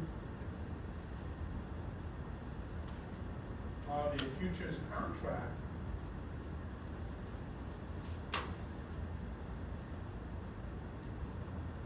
right? The present value of a futures contract, right? The value of a futures contract is simply the present value of its payoff, correct? what is the payoff? Well, if it's, so we're talking about loan. So you buy the stock, so the present value we said was S0, but you pay the futures price. So the present value is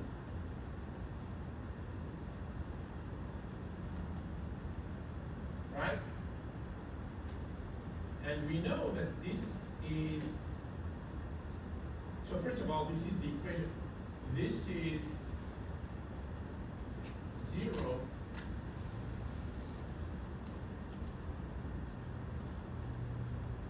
at time 0, correct? Right? Right? Because the futures is a futures price is simply the risk-free future value of the spot. So that's the value of the contract literally. That value by definition is 0 when the contract is first initiated, first started. Remember, F is constant, right? F is known in advance. Unfortunately for us, S0 moves up and down over time. And RF is known in advance.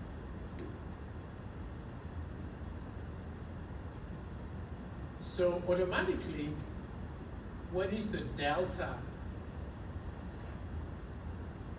of a long futures position? Well, it's the first order derivative of that whole thing, that whole equation, right? With respect to S0. So guess what the first order derivative is? Last one. It's derivative of S0 with respect to S0, that's 1, minus the derivative of F over 1 plus RF. These are constants, so the derivative is 0, correct? So it's just plus 1. And then if it's short, you flip the equation. It's minus S0 plus F over whatever. And so the delta is minus 1. That's all you need to know, right? The delta of a long position is plus 1 because it behaves like a stock, right? And the delta of a negative short position is minus 1. And then you see the good news after that. All of the other Greeks are 0. Why? Because hopefully you remember the other Greeks also for a stock is by definition 0, right? So it's not surprising that all the other Greeks for a futures contract are also 0. Right? And I'm glad we're here because now we can talk about the assignment, right? So let's talk about it. Just make sure you understand what the objective is. What I'm gonna do is get out of this. Sorry. And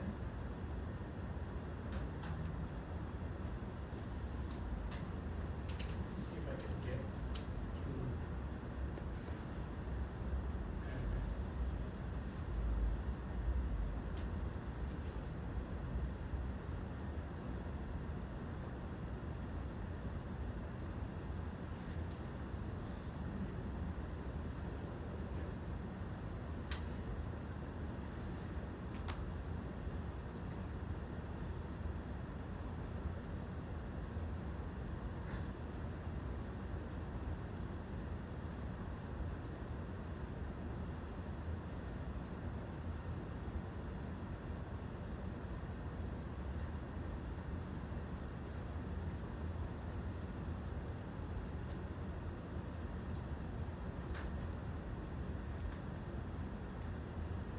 That's the only thing with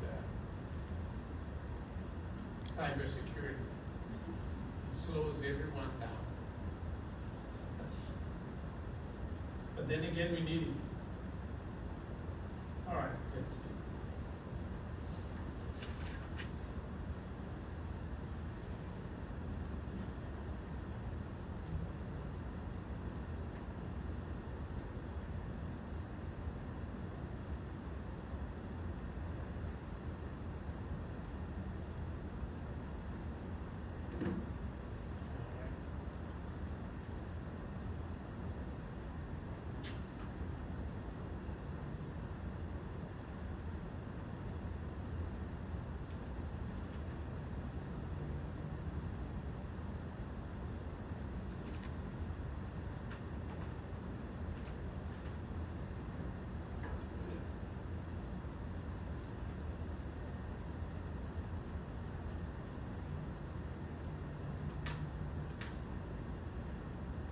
So, the first thing I want you to focus on is the objective. What are we trying to do? So, the whole idea is you have a portfolio, correct? There's two objectives. One is just hedge the delta of the portfolio, right? That's the first thing. What does it mean? Your portfolio has a given delta, and we'll talk about that. Your portfolio has a given delta. Let's find some derivative position that has the opposite delta so that the total delta is 0. That is it. That's the objective. Right? Like anything else in finance, the concepts are very simple. The details can be very complicated. It's not necessarily very complicated in this case, it can be. So for example,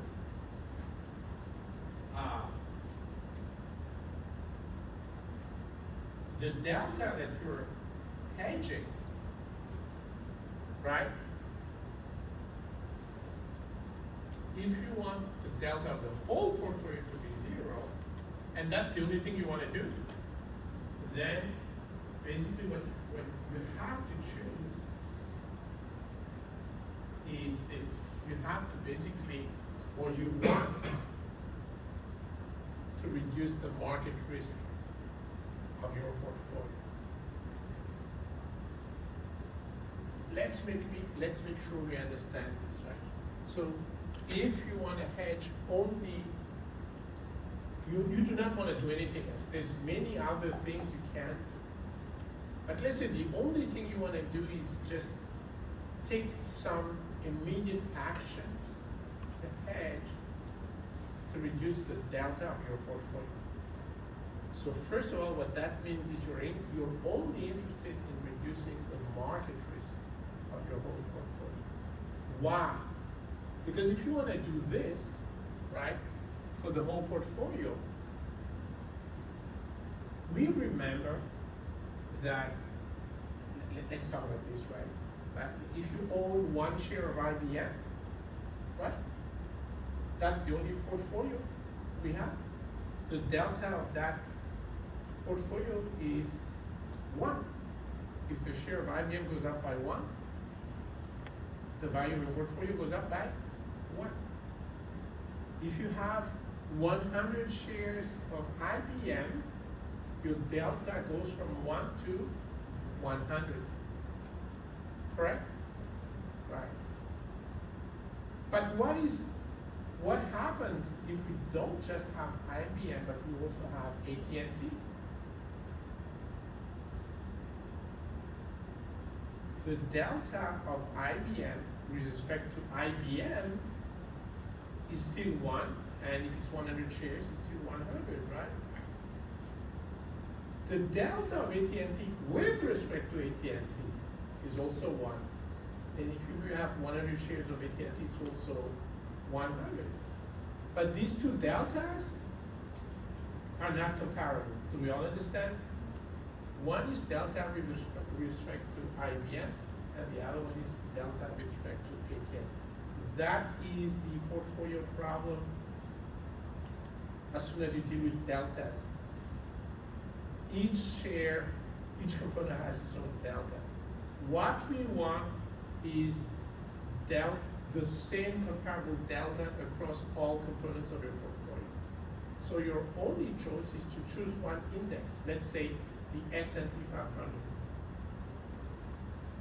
Then you're gonna be able to measure the delta of IBM with respect to the S&P 500.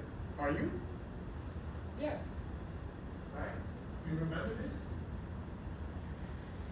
Let me show you. First remove this.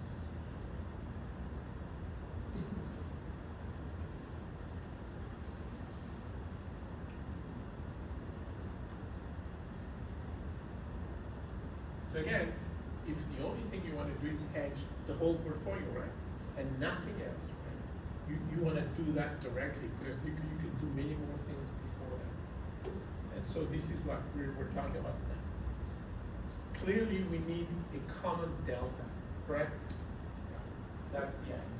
So all we do is choose the S&P 500, because that's the best proxy for the market, first of all, right?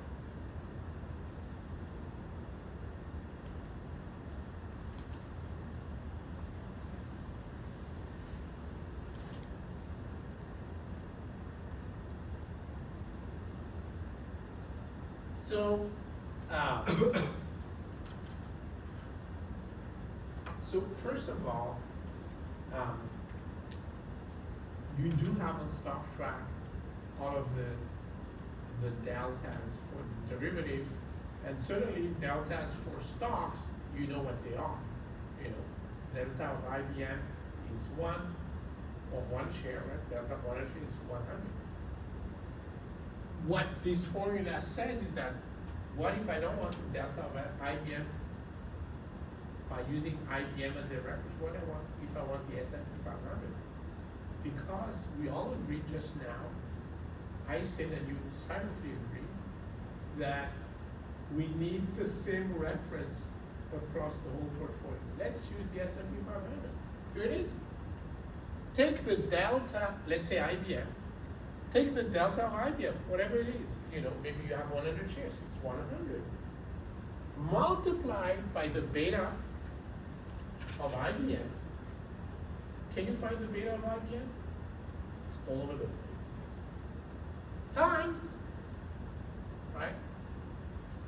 The value of the position in IBM divided by the value of the S&P 500. That is the delta of IBM with respect to the S&P 500. That's known as beta adjusted delta. I know it's a mouthful.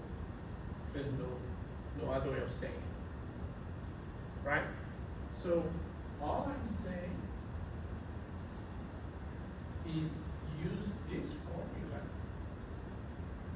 to compute the delta of each portfolio component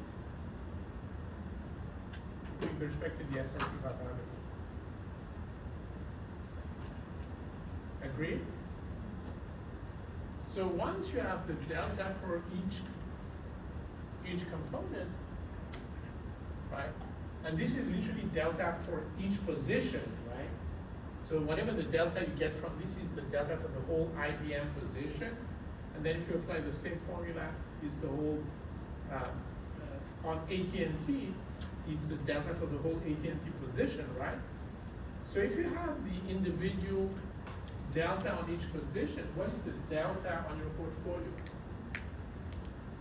So Just the sums.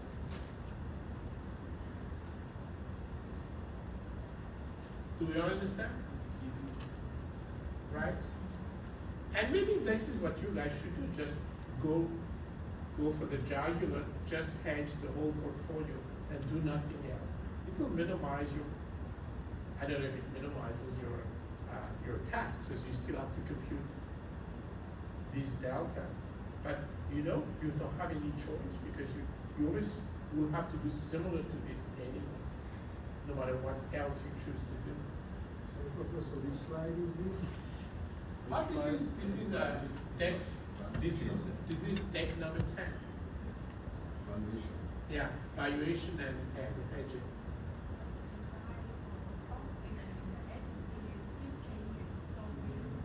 No, this is at the given point in time, at the point in time when you're computing it. You're absolutely right. So Yeah. what form is saying is that, hey, wait. Delta is changing over time. Absolutely.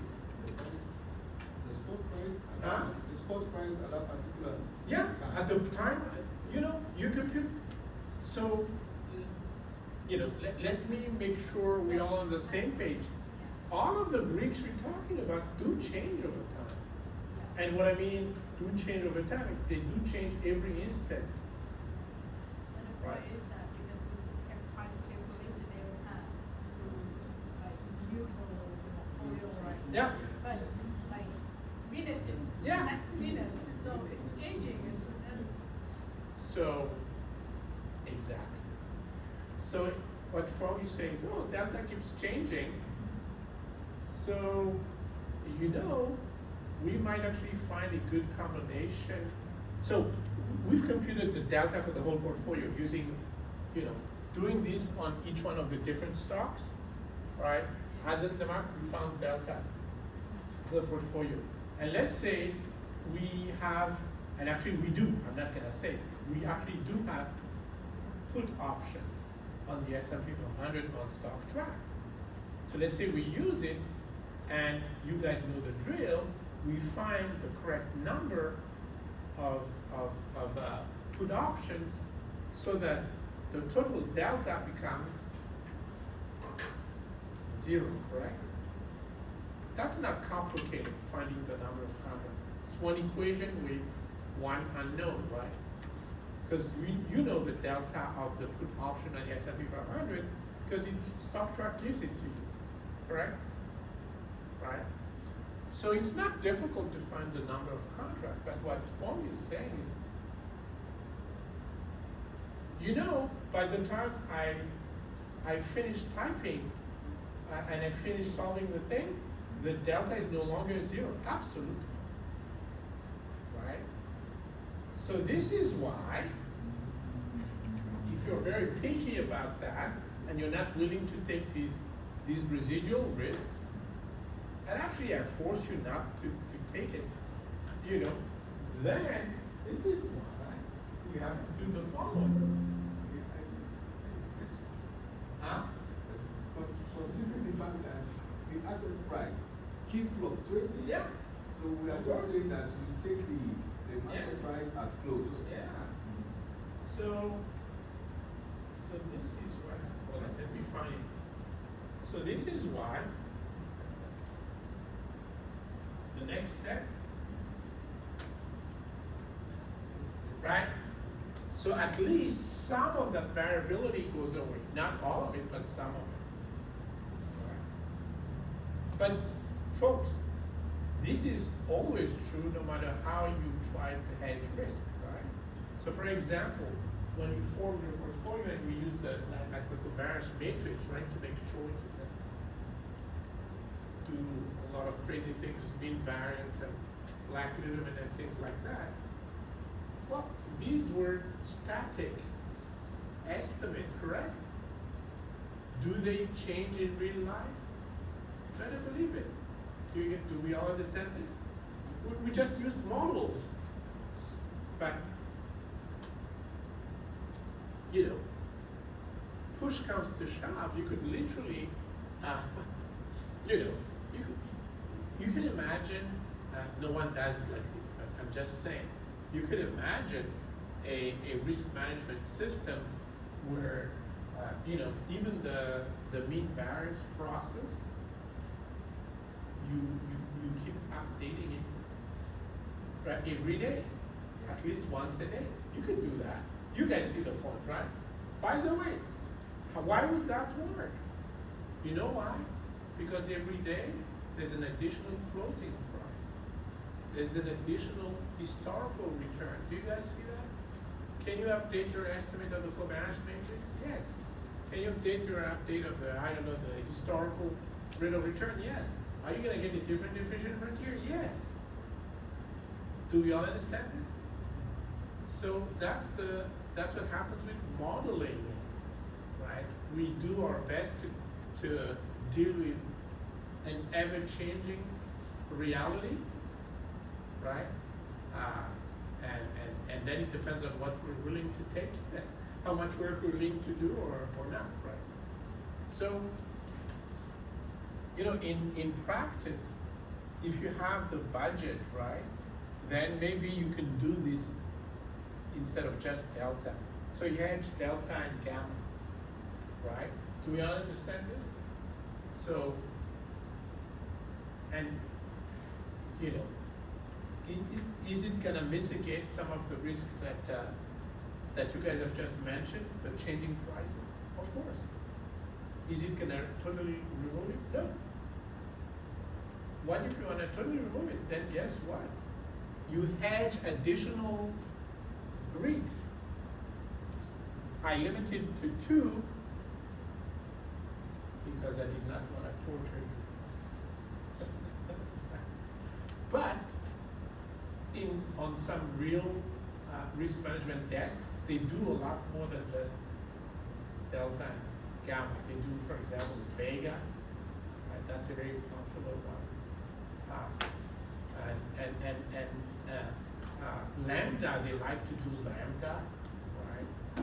So it depends. It depends on the budget. It depends on the resources you want to throw at the problem. But for us, we're gonna be happy if we know the fundamentals. So we know how to do delta, and we know how to do delta and gamma.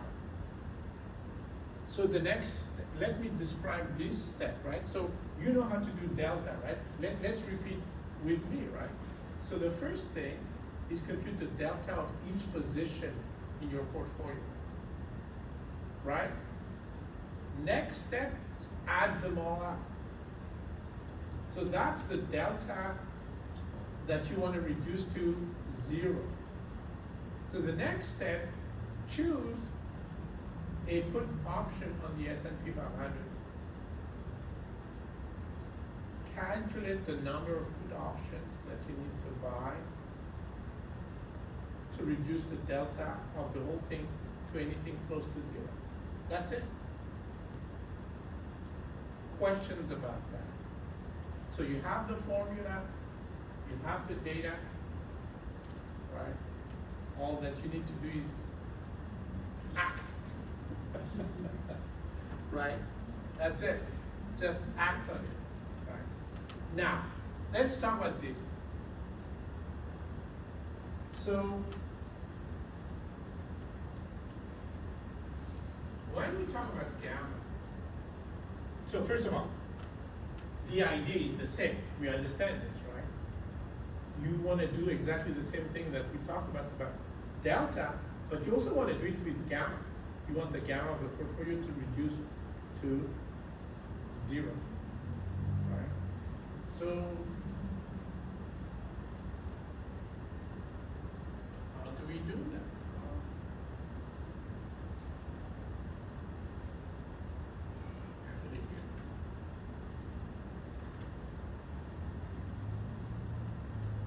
Before we start, if you only have IBM in your portfolio, right? What is the gamma of 1 share of IBM? 0. Gamma is the change in delta. Delta does not change its constant. What is the gamma of 100 shares of IBM? Still 0. So you start with a good place, right? You already have the gamma of the portfolio 0. What's the sad part of it? You first had to hedge delta. So there gonna have to be some derivatives in there. And the derivatives don't have gammas of 0s, correct? So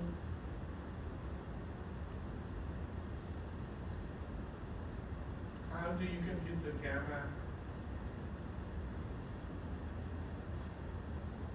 of derivatives? Well, StockTrack gives you the gamma of each one of the derivatives you'll ever need. But remember, you have to convert this gamma of the derivative to a gamma that works on the S&P 500. That's where this formula comes into play. So the gamma of an option is whatever is reported on StockTrack times the squared beta of the option times the size of the position. So at first, because you don't know how many options you're gonna buy or sell, right? So you're gonna assume it's just one, right? So you're gonna compute the gamma per unit, right? Right. Because of course, part of the process is you have to solve for the number of options that you have to buy or sell, right? So take the gamma stock track multiplied by the beta of the option squared times the price of the option divided by the value of the S&P 500, the whole thing elevated to the power of 2. So now you have the gamma for each derivative in your portfolio. Now remember, to hedge delta you needed one derivative, right? To hedge delta and gamma we're gonna need 2. Each of these 2 derivatives will have their own gamma with respect to the S&P 500. Is that hard? No, it's just 2 numbers you have to compute. That's it. So now you have 2 equations with 2 unknowns. Why? Because again, the total gamma is of the portfolio is the sum of all of it, right? And you want it to equal 0. That's the second equation. The first equation was what? Sum of all the delta should be 0. That was the first equation. 2 equations with 2 unknowns. Because you need 2 derivatives related to the S&P 500. That is it.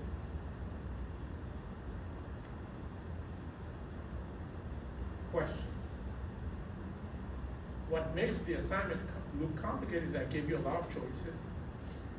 You don't have to use all of them, but at least be aware that you could have done that, right?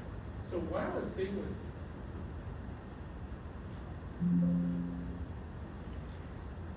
Here's what I was saying.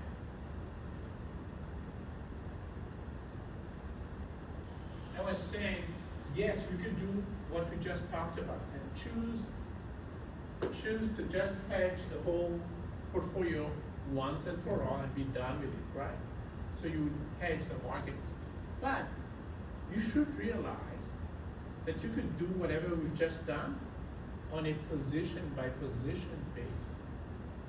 So for example, I want to hedge my IBM position. I do that. And then what is the other position in my portfolio? Maybe AT&T. I hedge my position. I hedge delta on AT&T. You guys understand this? So now we're dealing with different deltas because we are dealing with unique risk, or idiosyncratic risk.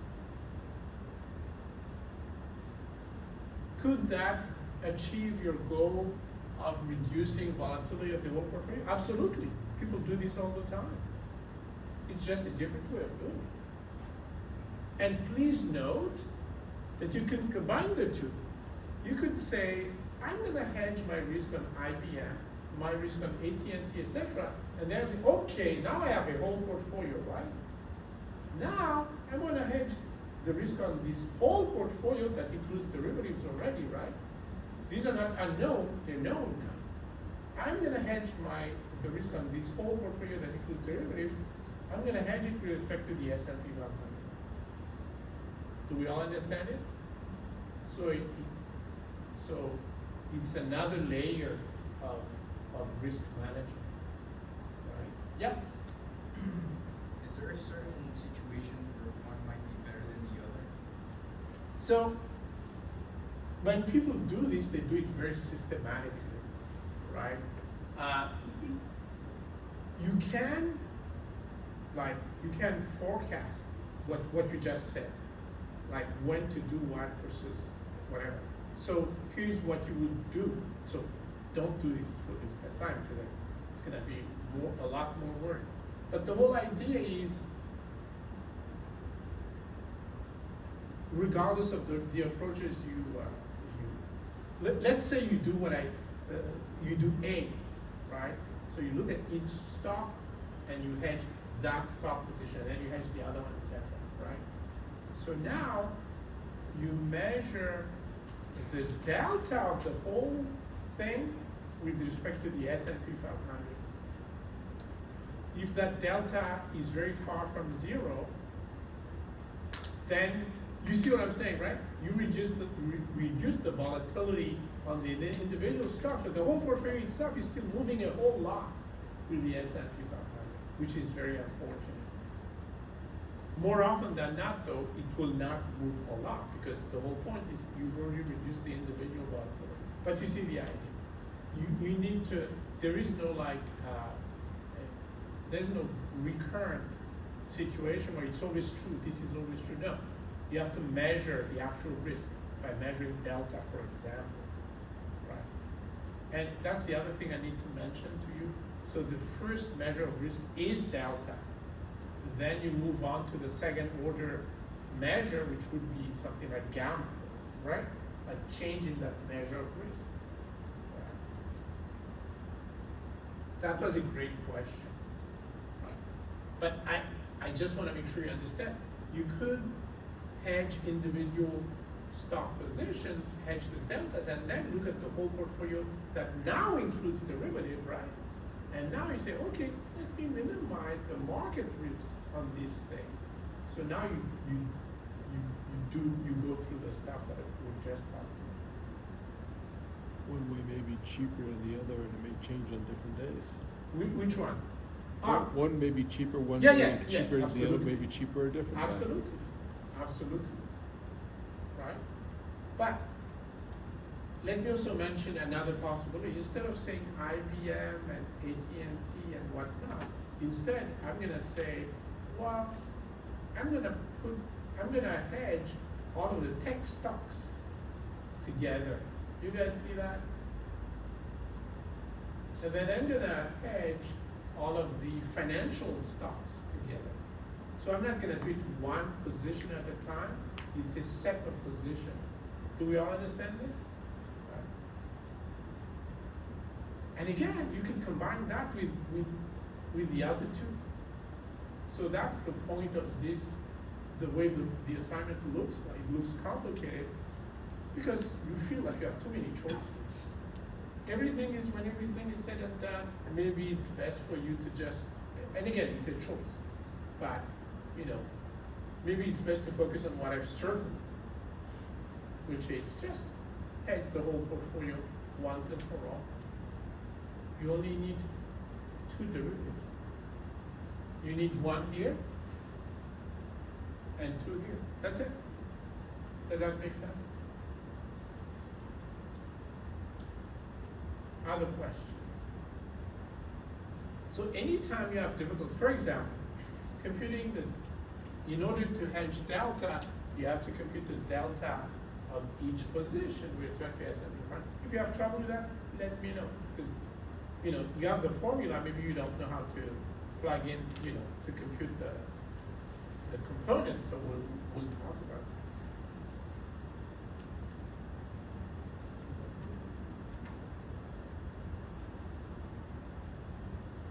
Questions? Now, there are plenty of risk departments that hedge all three together. Right. So they go through one stage, and the remaining delta, they call it residual risk. And then they go to the next stage, and then the remaining delta, they call it residual risk. And then, and the whole idea is to reduce the residual risk to close to zero, right?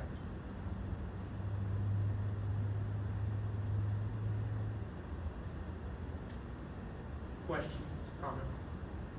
What you say is applying for the stock, how one will It's a stock, right? A mutual fund is a stock. But Yeah. it's It's a stock of many stocks. What? There's no what? There's number of shares. There's a market cap. It's a stock. A mutual fund is a company, right? So.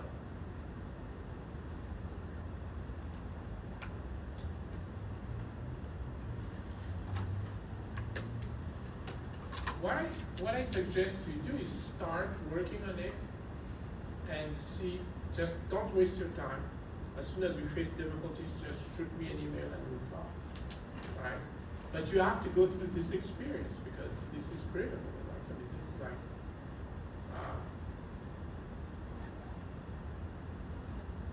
something that you need to do at least once in your life, and then you could probably announce, hedge the Greeks or something. Right? Mary, questions?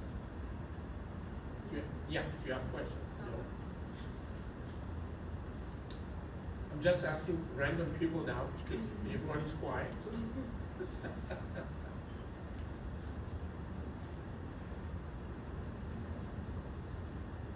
Yes, Professor. Yeah. It's not related to this actually. Say, for example, we have dealt with futures and forward. Yeah. Is there any particular situation Yeah. under the same contract with same maturity, can they ever be equal What's equal? in terms of their value? Which one? Forward and futures. Futures, yes. So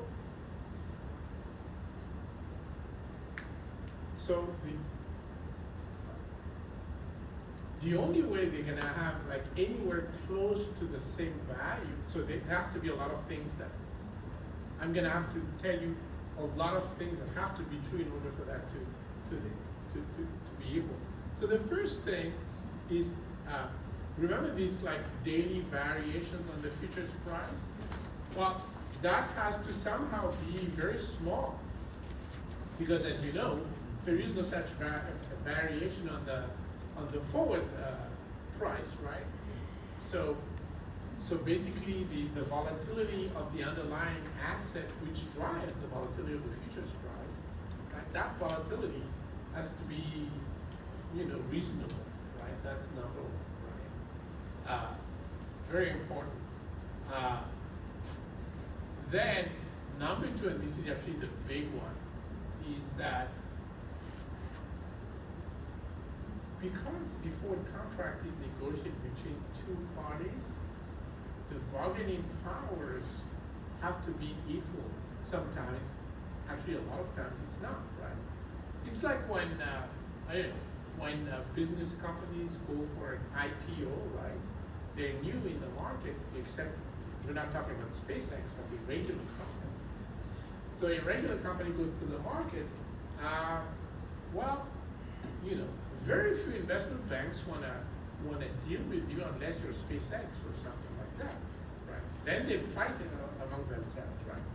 But if you're a smallish company, no one has ever heard of you, and you still need the capital from investors, a lot of times you're the one seeking out investment banks, as opposed to the opposite. Usually, it's investment banks who go to the SpaceX of the world and say, hey, it's time for you to go through an IPO, right? And they make their pitch and song and dance and all that. Well, if you're a smaller company, a known company, you're the one who's begging investment banks. So already you have a big imbalance in the bargaining power of the two. And automatically this is when the price, the offering price that the company ends up agreeing to will end up being too small, too low compared to the actual trading price. And this is how IPO shares make a lot of money, right? So same story here. If there's an imbalance of power between the two parties negotiating the forward price, even if the volatility of what you're trying to hedge is very small, the forward price will be nowhere near the futures price, nowhere, right? Just because of the way it is, because if you have a lot more power than I do, I just have to accept whatever you tell me. It's as simple as that. Right? So those are the two things that the second one is the most important. Right? In fact, a lot of times when people negotiate forward contracts, they do use futures prices as benchmarks. But that's not, you know, there's no guarantee that the other side will accept that. Right, that's the idea. All right, other questions you guys have? So here's my suggestion. Start as a team. Just sit down, look. Step number one, compute the deltas of each position. Very simple. And then add them up. That's step one. Number two, choose a put option and then compute the number of put options. You're done. Then over here, instead of computing just the delta of each position, compute the gamma of each position, add it up. Choose a second option, compute the number of the two options, two equations with two unknowns. You're done. That's it. Seems complicated maybe because of all the Greeks, but it is not conceptually complicated. Right? Yeah? Yes, the computation of the put option based on the S&P. There's only one put option we need to compute that we have to equate to the aggregate of the deltas of the Well, portfolio. so yeah, so for delta, because we do have put options on the S&P 500, you only need to focus on that one put option. And the only question is, how many of it do you want to buy? That's it. That's it. Right? And then maybe with the gamma, you just focus on that put option and maybe the call option with the same strike price. Because that's what I did in my example, right? I did it because it was convenient and spectacular. Because why? Because we ended up shorting the call options, and the call options were very expensive. So we actually made money while hedging, right?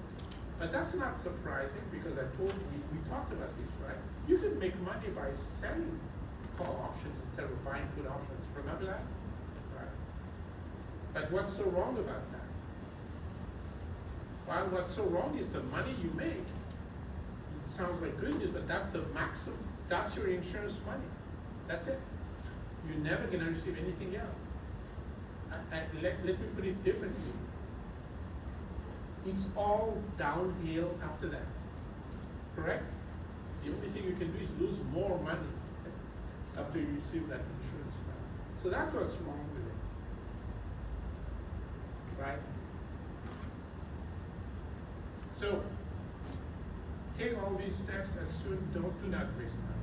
As soon as you run into difficulty, there is no such thing as wrong or dumb question because we're all learning. So you can't ask questions while you learn. Then how are you gonna learn? Ask the question. I will answer it, and we'll go with that. Try to get this done as soon as possible, so that you reassure yourself and you actually reassure me that you can actually do it, right? Because I want to know that you can do it. And the more questions you ask, the better. All right, folks, thank you so much for a great semester. Actually, you were interested, you were participative, and you did all that you were asked to do. So that's all that I can ask. There's just this little thing more, plus the final project, and then you'll be fine. All right, congratulations. Talk to you soon. Thank you. Today is not our last lecture. Yeah, because there's nothing else. There's nothing else to say. When are you going to post for the final and what's the deadline for that? You have, so you have until the week of the final exam, which is 2 weeks from today. So So I try to post it sometime tomorrow or the day after. For the individual.